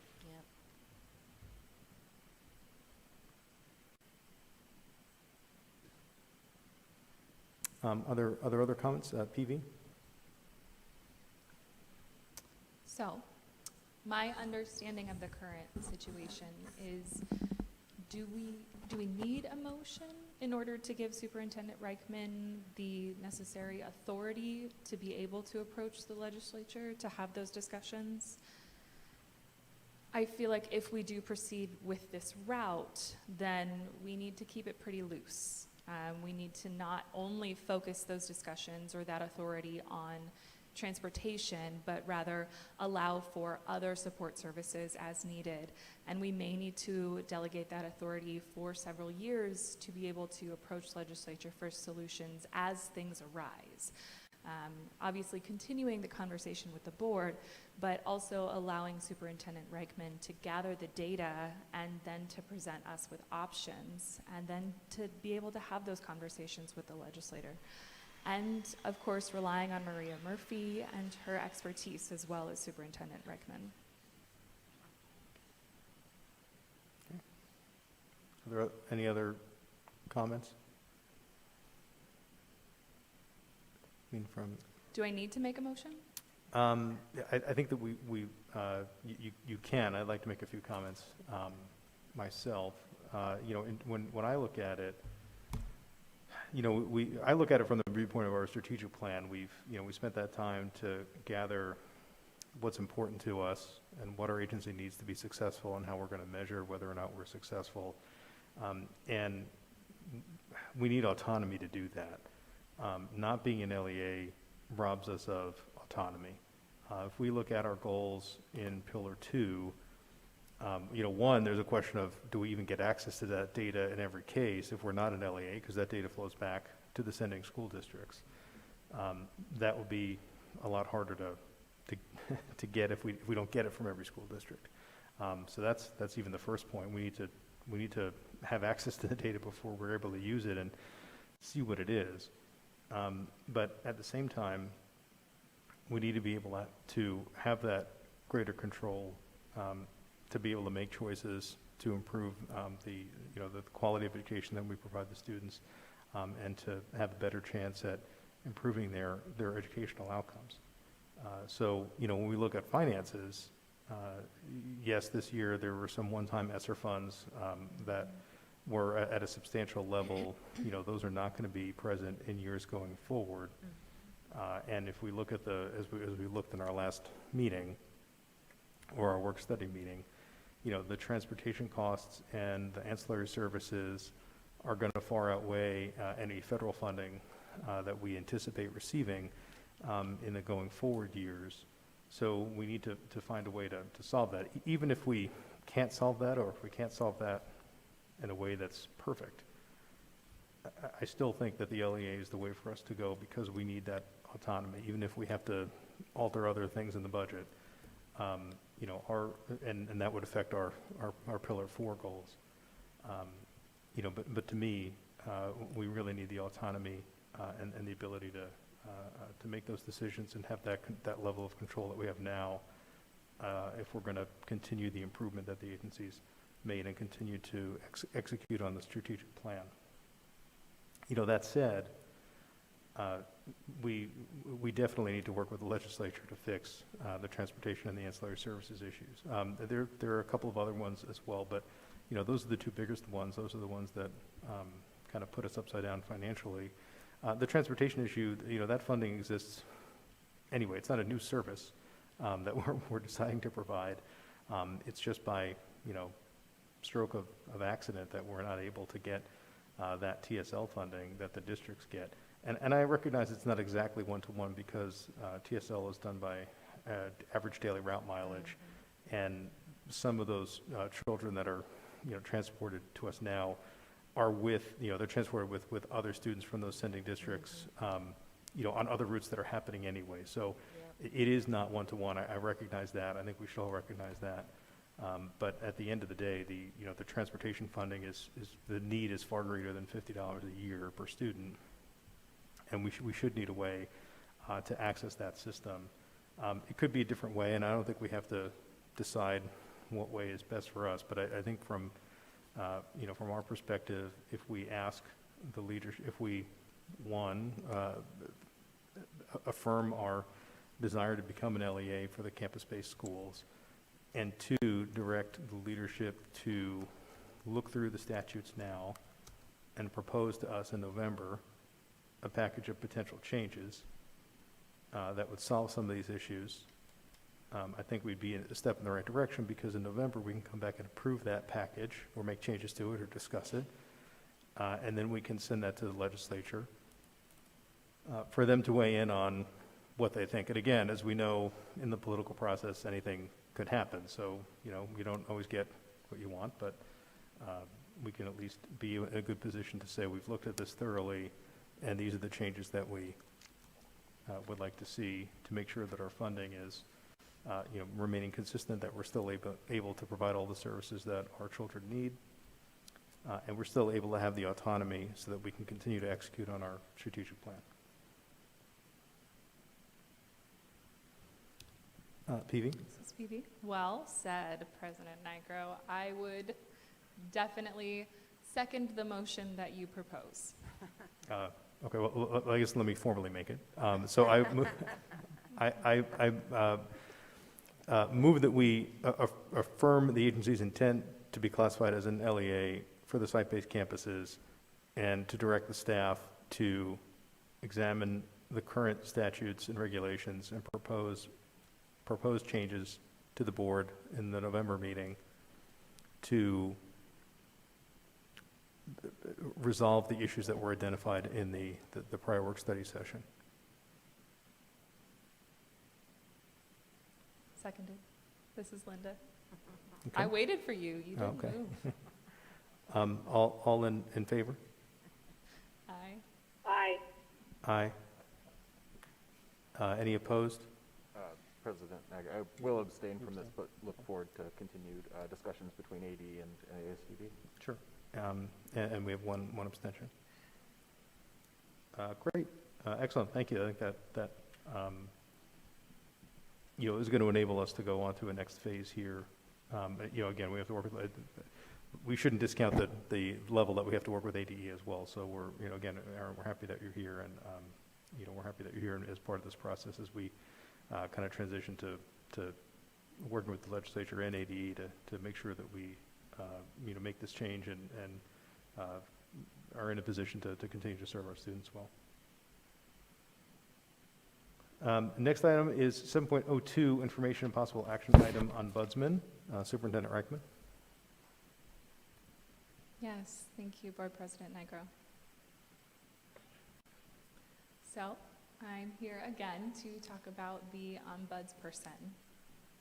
At our most recent board meeting in July, up in Sedona, we all had a discussion about what it is that we should do with the ombudsperson position.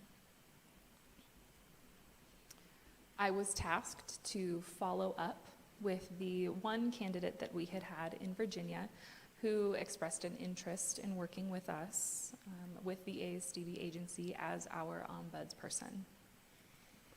And that's what we did. We followed up with the person who had expressed interest in Virginia. That person then responded with some questions. Those questions were pertaining to about how many hours of actual service would be provided, dollar amount provided to the previous ombudsperson. And I had told them that 3 years ago, our ombudsperson had earned $21,000 over 3 years, which was averaging about $7,000 a year. And we had paid the previous ombudsperson directly. We followed up with them again, asked if they were interested in setting up a temporary contract with us. And we followed up multiple times to no response. So we are not exactly sure what that means, but as of right now, we do not have a contract for an ombudsperson and for those services. So just wanted to keep you abreast of that change. When I was thinking and preparing about this board meeting and what type of information would be beneficial for you all, I decided that you may want to hear some of the information about the numbers and what kinds of complaints, how many complaints, how those complaints have been resolved. And our HR director, Anita Pyatt, collected some data for us. And she put together a report. And when I saw that report, I asked her to add that to the board meeting materials for you all. I have also asked her if she would come and give you a verbal presentation of that summary data, just to give you a general information of those numbers. I've asked her also to speak to you about the various resources that our staff has, where our concerns are. If they have concerns, where do they go? What does our policy say? How we solve these disputes internally, and what external resources they have access to. So again, so that you have a better understanding of what resources are available to our staff members if and when they should have a concern. So Anita, if you're here in the audience, our Executive Director for HR, if you would come up. Good evening, Board President Nigro, members of the board, Superintendent Reichman, Assistant Superintendent Dr. Rex, and Assistant Superintendent Cooper. I appreciate the opportunity and time to provide an overview of the employee relations data and related information, as well as options that our staff members have to address their concerns. In your board packet, you have been provided the data that was collected for fiscal year 2021, which provides the types of complaints and or discipline that was addressed by ASDB and or outside federal and state agencies.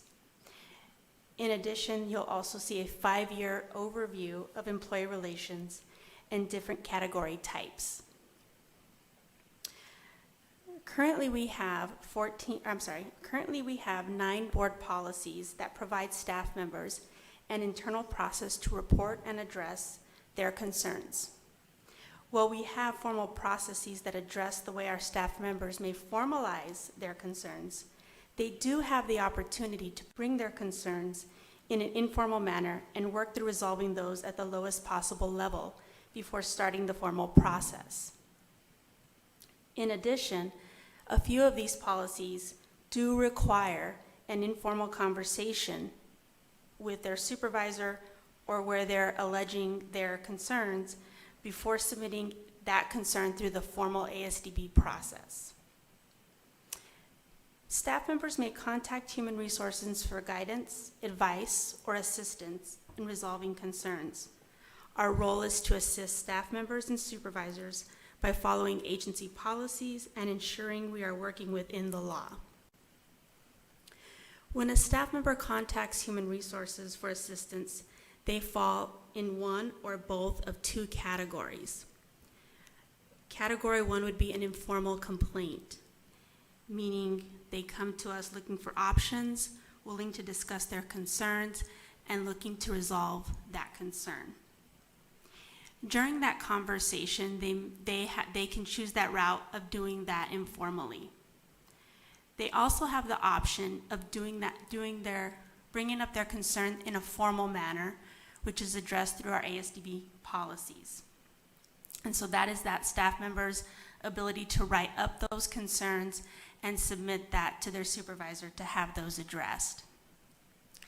In addition, staff members also have outside state and federal agencies that they can go to report concerns that they would like addressed. Currently with our ASDB policies, we do allow staff members to complain regarding any discrimination in relation to employment law, as well as any concerns that they have that they want to grieve or they have a complaint that they want addressed that does not fall under the employment law arena. With outside agencies, such as the state and federal level, those state and federal agencies provide processes for employees and or applicants to resolve their disputes that allege acts of employment discrimination that are prohibited by equal employment opportunity laws and regulations. In other words, they believe they've been subjected to unlawful discrimination based on race, color, religion, sex, national origin, age, disability, genetic information, sexual orientation, reprisal for participation in any equal employment opportunity process, or opposition to discrimination. We do have policies that address those as well internally for ASDB. One thing I'd like to note, staff members are not required to work within ASDB if they want to go out to those outside agencies. They can go directly to those agencies to report their concerns. In the data that I provided, when you look at last fiscal year, we looked at what types of complaints came in. There were 15 informal complaints from staff members who met with Human Resources to discuss their concerns. During those conversations, when they were reporting their concerns, they had indicated in those conversations that they would reach out to the ombudsperson. In our process for processing those complaints, we would notify the ombudsperson that they may be receiving contact from a staff member regarding their concern. Out of the 15 cases, with the 15 complaints that were made last fiscal year, none of those cases resulted in a formal complaint through our internal process, through ASDB policies, or through the state or federal agencies. However, keep in mind, I do not have any data to support that out of those 15 cases, those four staff members or those 4 complainants actually reached out to the ombudsperson, nor do I have any data to support that the ombudsperson was contacted without knowledge of human resources being contacted, meaning staff members could go directly to the ombudsperson if they chose to without contacting human resources. Out of the 15 complaints where staff members are able to address their concerns informally first with human resources, like I said, they did not lead to outside entities' complaints, so they weren't filed with outside agencies. However, in last year's data, we did have 5 complaints that were filed with outside agencies. 80% of those complaints, 4 out of the 5, those complainants are already separated from employment with ASDB. So they're filed when they're no longer with ASDB. So it's, in some cases, we may not know there is a concern or a complaint until after they've left employment or if they've been terminated for cause.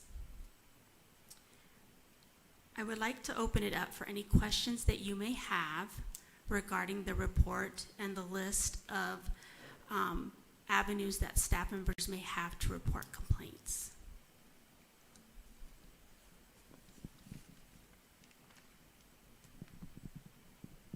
This is UK. I'm sorry for the echo, you guys. I guess my question is, I understand that they can be referred to policy, but are there any, let's just call them user-friendly tip sheets or flow charts or something to that effect that would be a little bit more visual, maybe a little bit easier for the end user to understand the processes that are available to them? I know that the discussion, the larger discussion is in relationship to an ombudsman, but how easily accessible is the current processes for people to take advantage of? So every year we do provide, through our Safe Schools, on annual training for our staff members, review of those policies so that they're aware. They're also in our handbook. I think that is a good point that you bring up, that we can create those charts or timelines for staff members that would be a visual, which would be easier to relate to than the policy language. So that's something that we could do to provide to our staff members. Our policies are available on the website, as well as we provide those policies to staff members even when they don't specifically ask for them. So my follow-up question is, for some of those external resources, like the state ombudsman's office and things like that,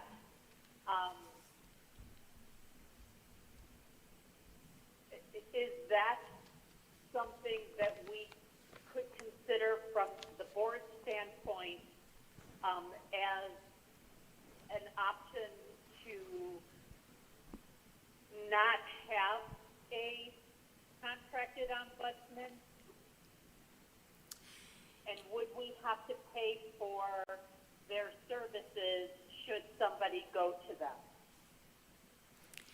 It is my understanding, in reviewing the Arizona Ombudsman Citizens Aid website, any state agency employee can file a claim on that website.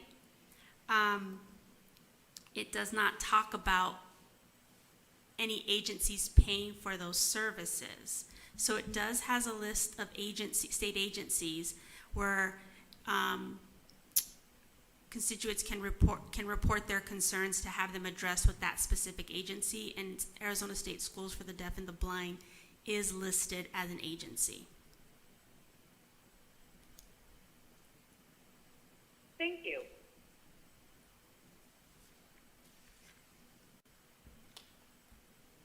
Are there any comments? Can I just ask a quick question? Yeah. So to the point of the Arizona State Citizens Ombudsman's Office, do we have an understanding of the types of complaints that our previous ombudsman was working on, if those are in alignment with the types of complaints that would be submitted to that office, or was our previous ombudsman, primarily handling more internal staff complaints as opposed to maybe outside constituent complaints?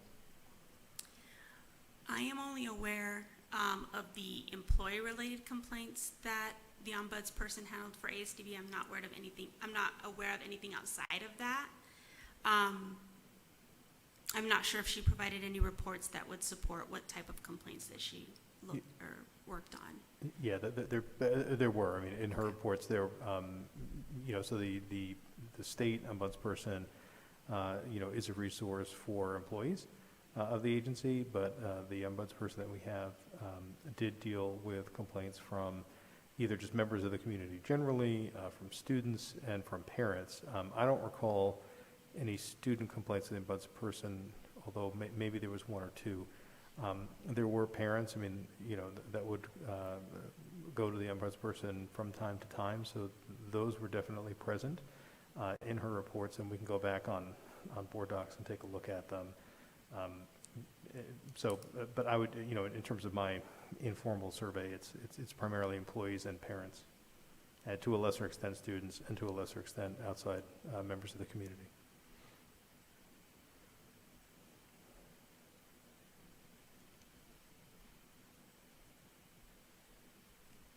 Okay, if that's, Linda? Yes, this is Linda. I just want to, I know this is awful. I'm sorry, I should address everyone before I continue to speak. Thank you, President Nigro. I just want to raise my hand so quickly. Just let me pull some thoughts together, just a moment.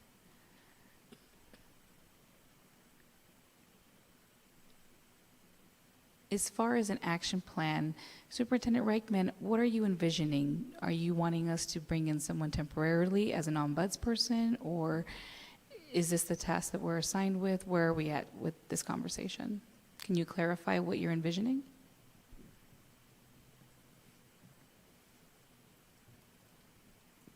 Superintendent Reichman here. Yes. I guess the first question would be,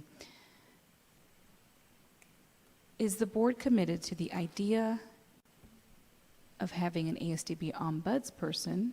That would be my first question. My second question is, if the answer is yes, that the board is interested in having an ASDB ombudsperson, then I would recommend that we actually post for that position as an ASDB employee, similar to the previous time. So if we post this position, then we can recruit for candidates. And when we receive that list of candidates, the board can start conducting interviews and selecting who would be the most appropriate ombudsperson. And then we can do a direct hire. Now, understanding an ASDB employee and what that looks like, they will be reporting to me. So there lies an issue. But in reality, that employee reports back to the board. So that would be the only crux in that situation.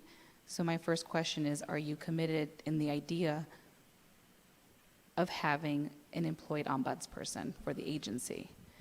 Other considerations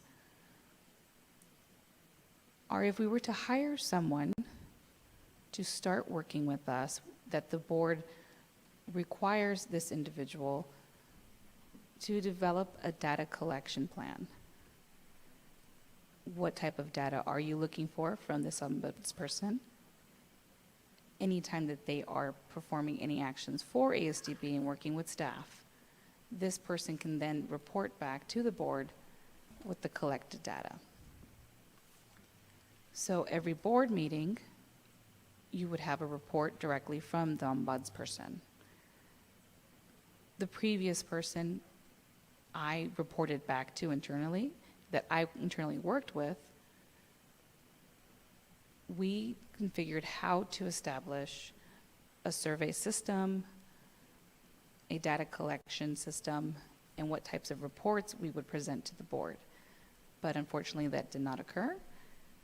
So if you were to ask me today exactly what did that person do, during their 3-year term, I would not be able to have any reference or any evidence. So as Ms. Pyatt mentioned, she does not have any data in regards to the ombudsperson's previous position here. So those are my thoughts. I guess that is the first question. Is the board committed to having an ASDB ombudsperson? If the answer is yes, then I will proceed with the posting, and we will go from there. PV?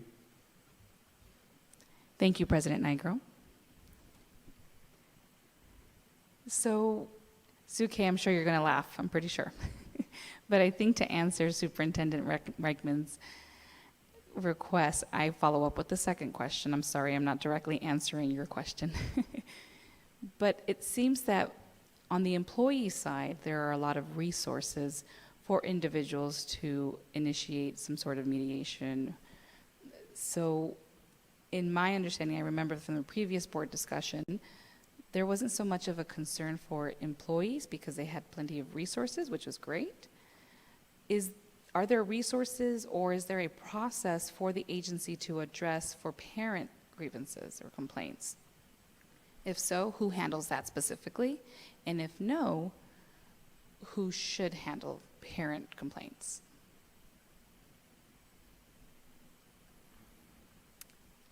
We do have Superintendent Reichman. This is Annette. A specific process for addressing parent complaints, I don't believe we have any. Maria may want to be able to speak to this more, but we do have policy for public concerns or complaints. Yes, we do have policy in place. Yeah, I believe that we do, because when we did the ombudsperson policy, we consolidated the 7 or 8 different complaint policies.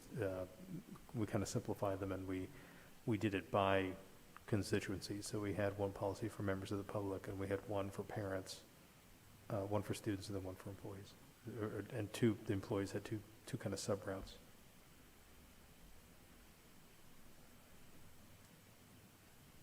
This is PV. So as a follow-up, I guess this is why I asked the question for employees. It seems like we have these resources, which is excellent. So who would respond or take care of any complaints for the parents or for the public? Is there anyone in particular?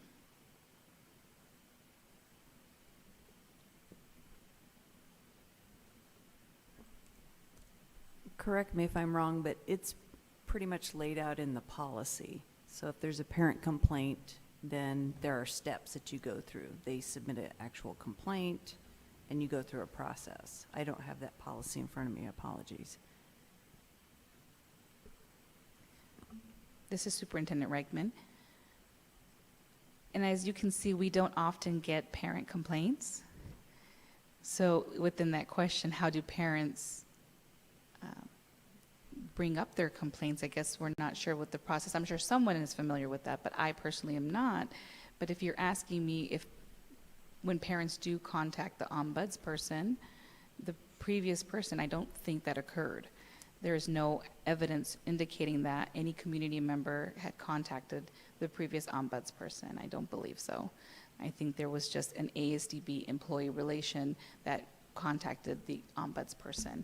However, again, I don't have any evidence stating otherwise. So I just have what I have heard at this point.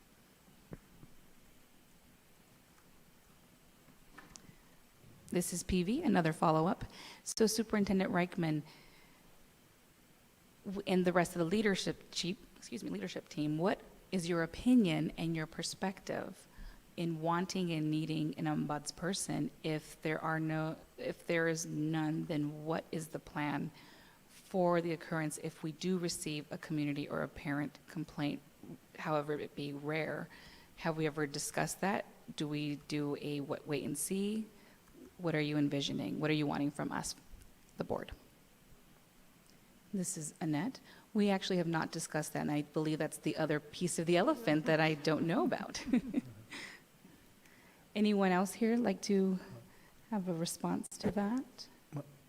In looking at the policies, the public, concerns from the public or complaints of the public have to be filed with the principal or director of the particular site that's at issue, and then there's, so that's who deals with that, and there's a procedure in the policies to do that. I'm still looking at whether the parent one, I think that's very similar, but I'm still trying to grab it now. Each policy has kind of not necessarily a timeline, but it kind of explains, you try to handle things at the lowest level. If a parent has a complaint, they probably should start with the teacher or whatever the issue is. Try to solve it there. If it doesn't work there, then you can take it up, and it's progressive, I guess, is how I would best describe it. And it's mostly about communication. There are, we try to respond within 24, 48 hours to any concerns. If it's longer than that, it usually makes it up to me a little bit quicker, because that's just how we want to do business unofficially. We want to handle things, or at least have a communication or a response within 24 hours. But there's a process for complaints. This is Annette. And again, parents, when they bring up concerns, we definitely do not ignore them. It never goes unnoticed. And we feel that parent concerns that I have heard about have almost always, have started with the teacher. And then they moved up to the principal, and then the assistant superintendent before it arrives to my table. So once in a while, parents will choose to go directly to the board, as what has recently happened, correct? They may have contacted the board, and when they directly contact you, I, as superintendent, take responsibility for that and sending them back to the principal.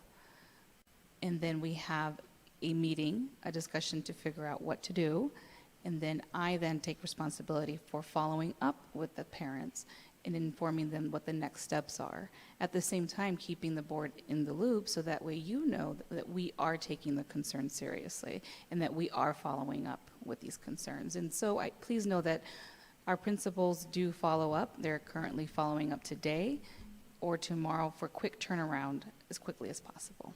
So that has been my experience thus far in the 5 years I have been here as your superintendent. And my belief, without any evidence, is that we would never ignore any parent concerns. We do not take them lightly. And any parent concerns, for example, we had one 2 weeks ago, and it happened to be that the parent included me in the email conversation. So I immediately followed up with the assistant superintendent, and she followed up with the principal, and the principal immediately set up a meeting with that parent, with the teacher. And so the parent had concerns, legitimate concerns to their child's education and relationship with the teacher. So, and we had two in the last 2 weeks, and I can tell you as a matter of fact, that we do follow up immediately. We take those concerns seriously. Linda? Thank you, President Nigro. Superintendent Reichman, I have a question for you. Actually, based on that, Linda, can I interrupt for just a moment? It may make sense for a small break at the moment, just for the staff and the interpreting staff to take a break. Is that okay, Linda? can we let Linda finish her statement that she started and then take the break? Sure, that's fine with me. Thank you. So my question for Superintendent Reichman, I hear your comments and the report from Ms. Pyatt, and we have all these policies for different groups of folks, and that's all well and good. Do you think that the board needs to consider hiring an ombudsperson or not? Just a direct question. Do you think that it is necessary, or do you feel like it's not necessary with the other options we have? If you're asking my opinion, I'm happy to share my opinion. In my opinion, I don't think that we need a designated ombudsperson for ASDB, but that is my opinion. It is your decision as the board. Thank you. Thank you. I was leaning towards that, but I wanted to trust your judgment. But any other comments I would welcome. But my feeling is that we may not need a designated ombudsperson. Okay. Let's take a 5-minute break, and then we will return.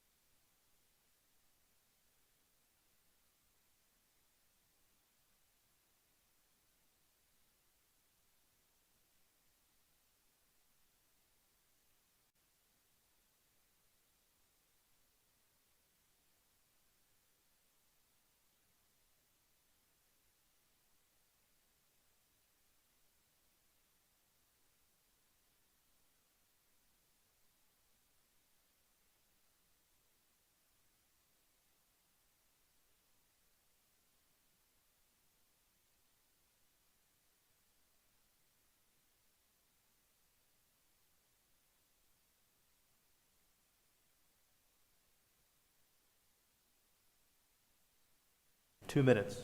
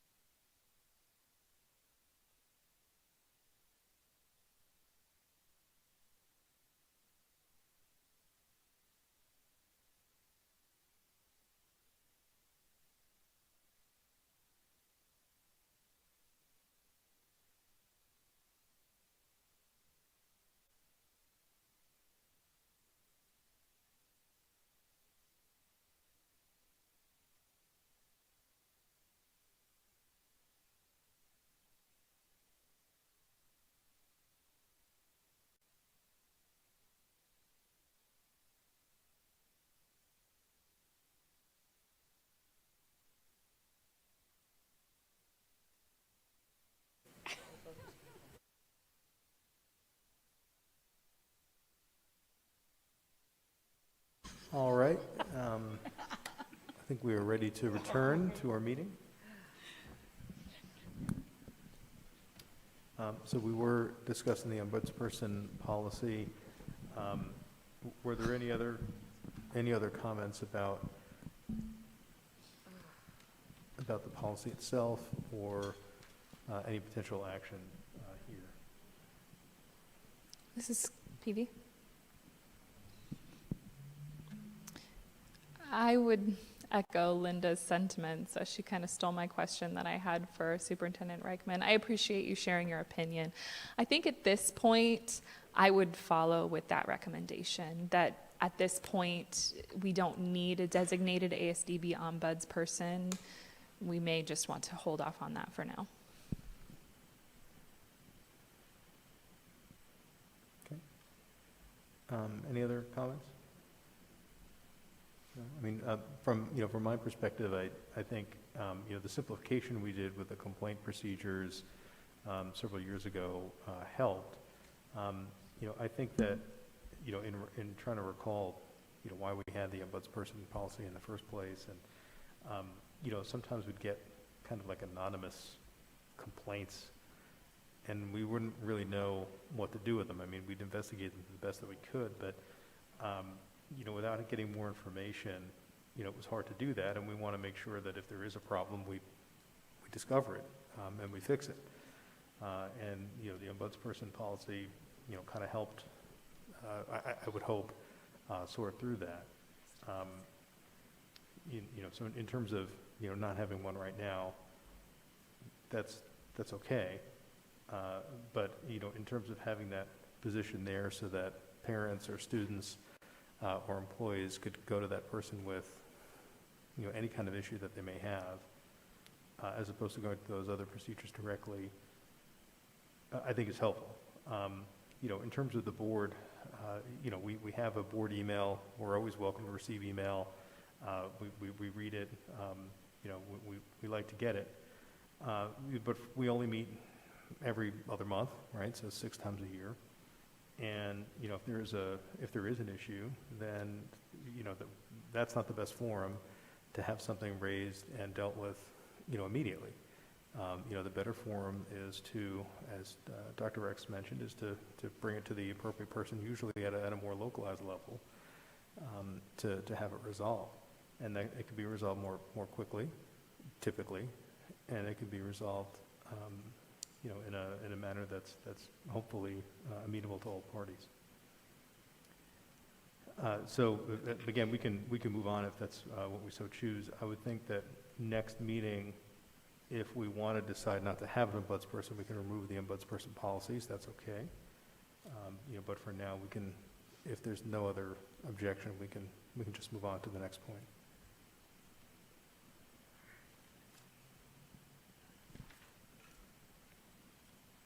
Okay. Hearing none, let's go on to 7.03, information and discussion item, introduction and possible discussion of policy BBBD, red line on board member attendance. Ms. Murphy.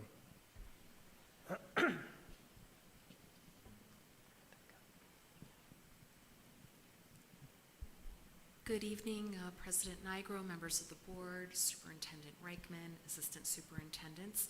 You have before you the red line BBBD regarding attendance expectations. As you recall, this was discussed during the July board meeting. I believe that the alterations that I have made commemorate that discussion and what the desire of the ASDB board was. But if anybody has any questions regarding the policy, I'm happy to answer those questions at this time. Thank you, Ms. Murphy. And you know, as we discussed up in Sedona, you know, as we go back to in-person meetings, I think we want to have some sort of you know, regulation on that. Again, there's an attendance policy. I think if you have to make 2 meetings, then I have to talk to you, or the president has to talk to you, you know, for some reason. You know, here I think we can all make it a commitment to attend at least 50% of the meetings, so that'd be 3 meetings per year, you know, as in person. And if you're not able to, you just have to, you know, show a good cause or give a good explanation as to why that is to the board president. You know, so there's some, you know, kind of standard there. I think that, at least to me, that's a good compromise to make sure that we have a good in-person presence every meeting, but we're still able to support telephonic participation because you know, I think that's important too. Not everyone's able to meet with us physically every single meeting.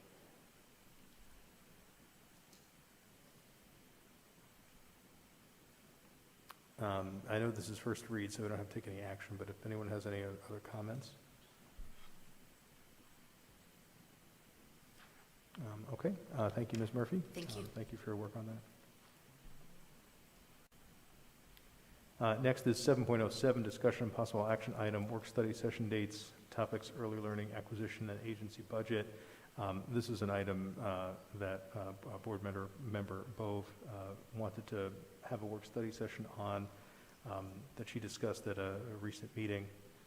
We did the doodle poll, and it looks like the November date is a good date for everyone. There are 2 other dates in October. I'm not able to make those dates. That doesn't mean we can't have a meeting, but I wouldn't be present at the meeting. So if there are any other objections to that November date, and I believe that was, Letitia, that's November 11th, I believe. Which was the November date? No, November 18th, I'm sorry. Let me, it's on my phone, so let me grab the total result.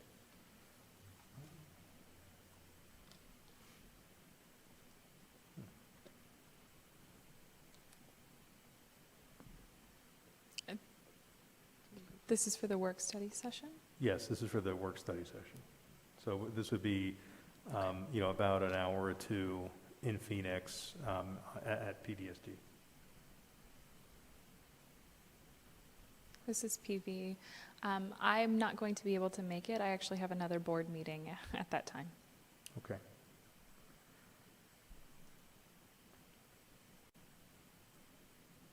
Yeah, it looked like October 14th, we wouldn't even have a quorum on the 14th, and on the 7th, October 7th, we'd have 2 missing board members, and we'd have 2 missing board members on November 18th, so it would be, you know, they'd be equivalent. So is November 18th, does that work for everyone? Then we can go ahead and do that now. At 4 o'clock? Go ahead. 4 o'clock at PDSD in Phoenix. We'd have telephonic participation as well. And again, that would be to go over the early learning acquisition. That was at the request of board member Bove.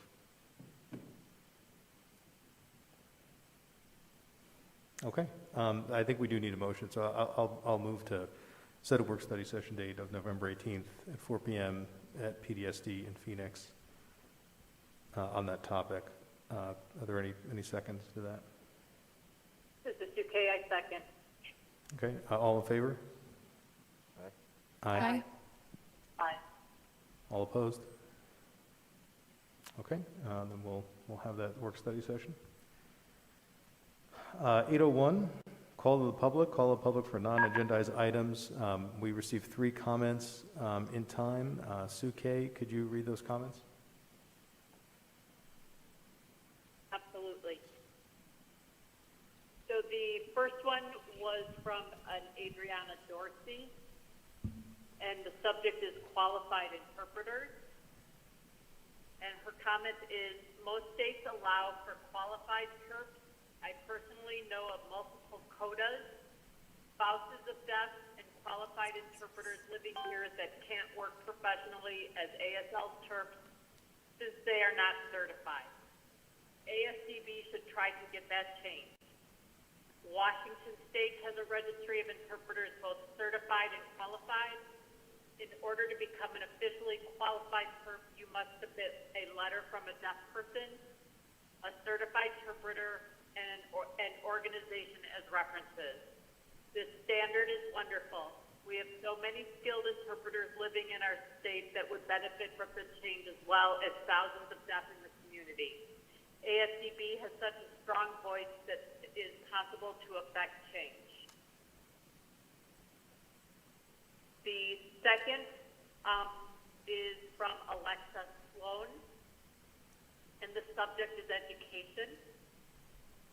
And the comment reads, hello, I am a deaf mother of 1 deaf toddler, and I am here to share my experience and my goal in the future for my daughter. I am not sure where would I take my daughter to the school she can have access, communicate, socialize, and learn her own language and culture. I heard the concern by another that a hearing principal cannot communicate with deaf children and their family and have to order an ASL interpreter. It isn't a good idea.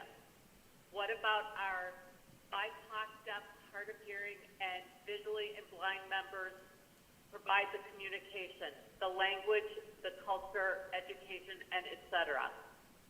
Change it and improve to better in the future, and we'll be growing up more opportunities for future deaf, hard of hearing, and blind students. And then our final call to the public for a non-agendized item is from Samantha Moore, and the subject is, where is ASDB? And the comment reads, I am a proud alumni of ASDB, class of 2011. I cannot emphasize how blessing ASDB is for me as a deaf student, the access, ASL, to the education, resources, community, students, activities, you name it. Creating memories, personal cultural growth, and education and employment opportunities, and so much more. ASDB has opened many doors for me and will continue to do so. However, I have some concerns for the future deaf and blind students at ASDB. Recently, someone I personally know was visiting ASDB with their child who is deaf. The principal could not communicate themselves with the deaf family and had to call in an ASL interpreter. What is this? How embarrassing. Another story, a deaf parent brought 2 deaf child to ASDB, and they were automatically referred to a mainstream school to be evaluated. Why cannot ASDB do this themselves?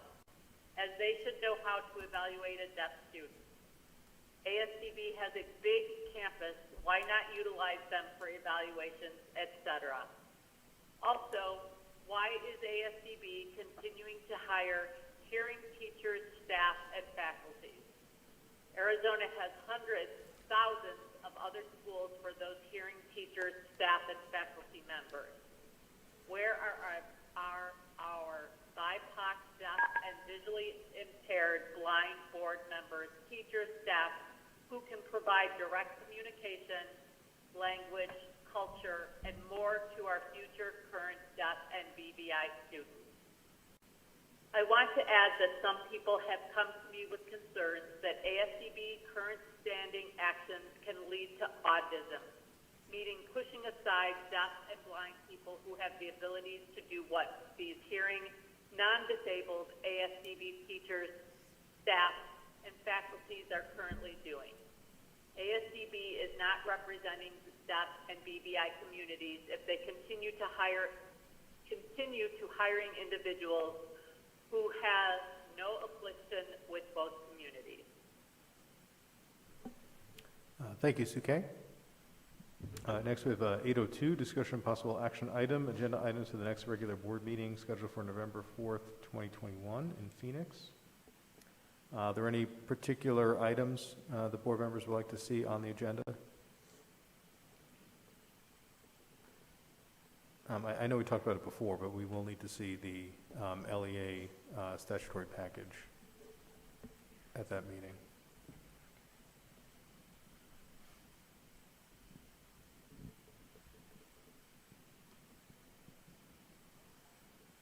Anything else? No? Okay. Then we can go to 9.01, action item adjournment. This is Lynn. All you, Lynn. I move to adjourn this meeting. Any seconds? This is Suke, I second. Suke, second. All in favor, say aye. Aye. Any opposed? Great. Thank you, everyone. So nice to see everyone in person. Be back in Tucson. Thank you again to the media staff for producing this. I know it's a bit different than our normal meetings, but we're getting close. So again, thank you for the board members for your time and for the staff for your time and being with us tonight. Thank you, everybody. Have a good night. Thank you.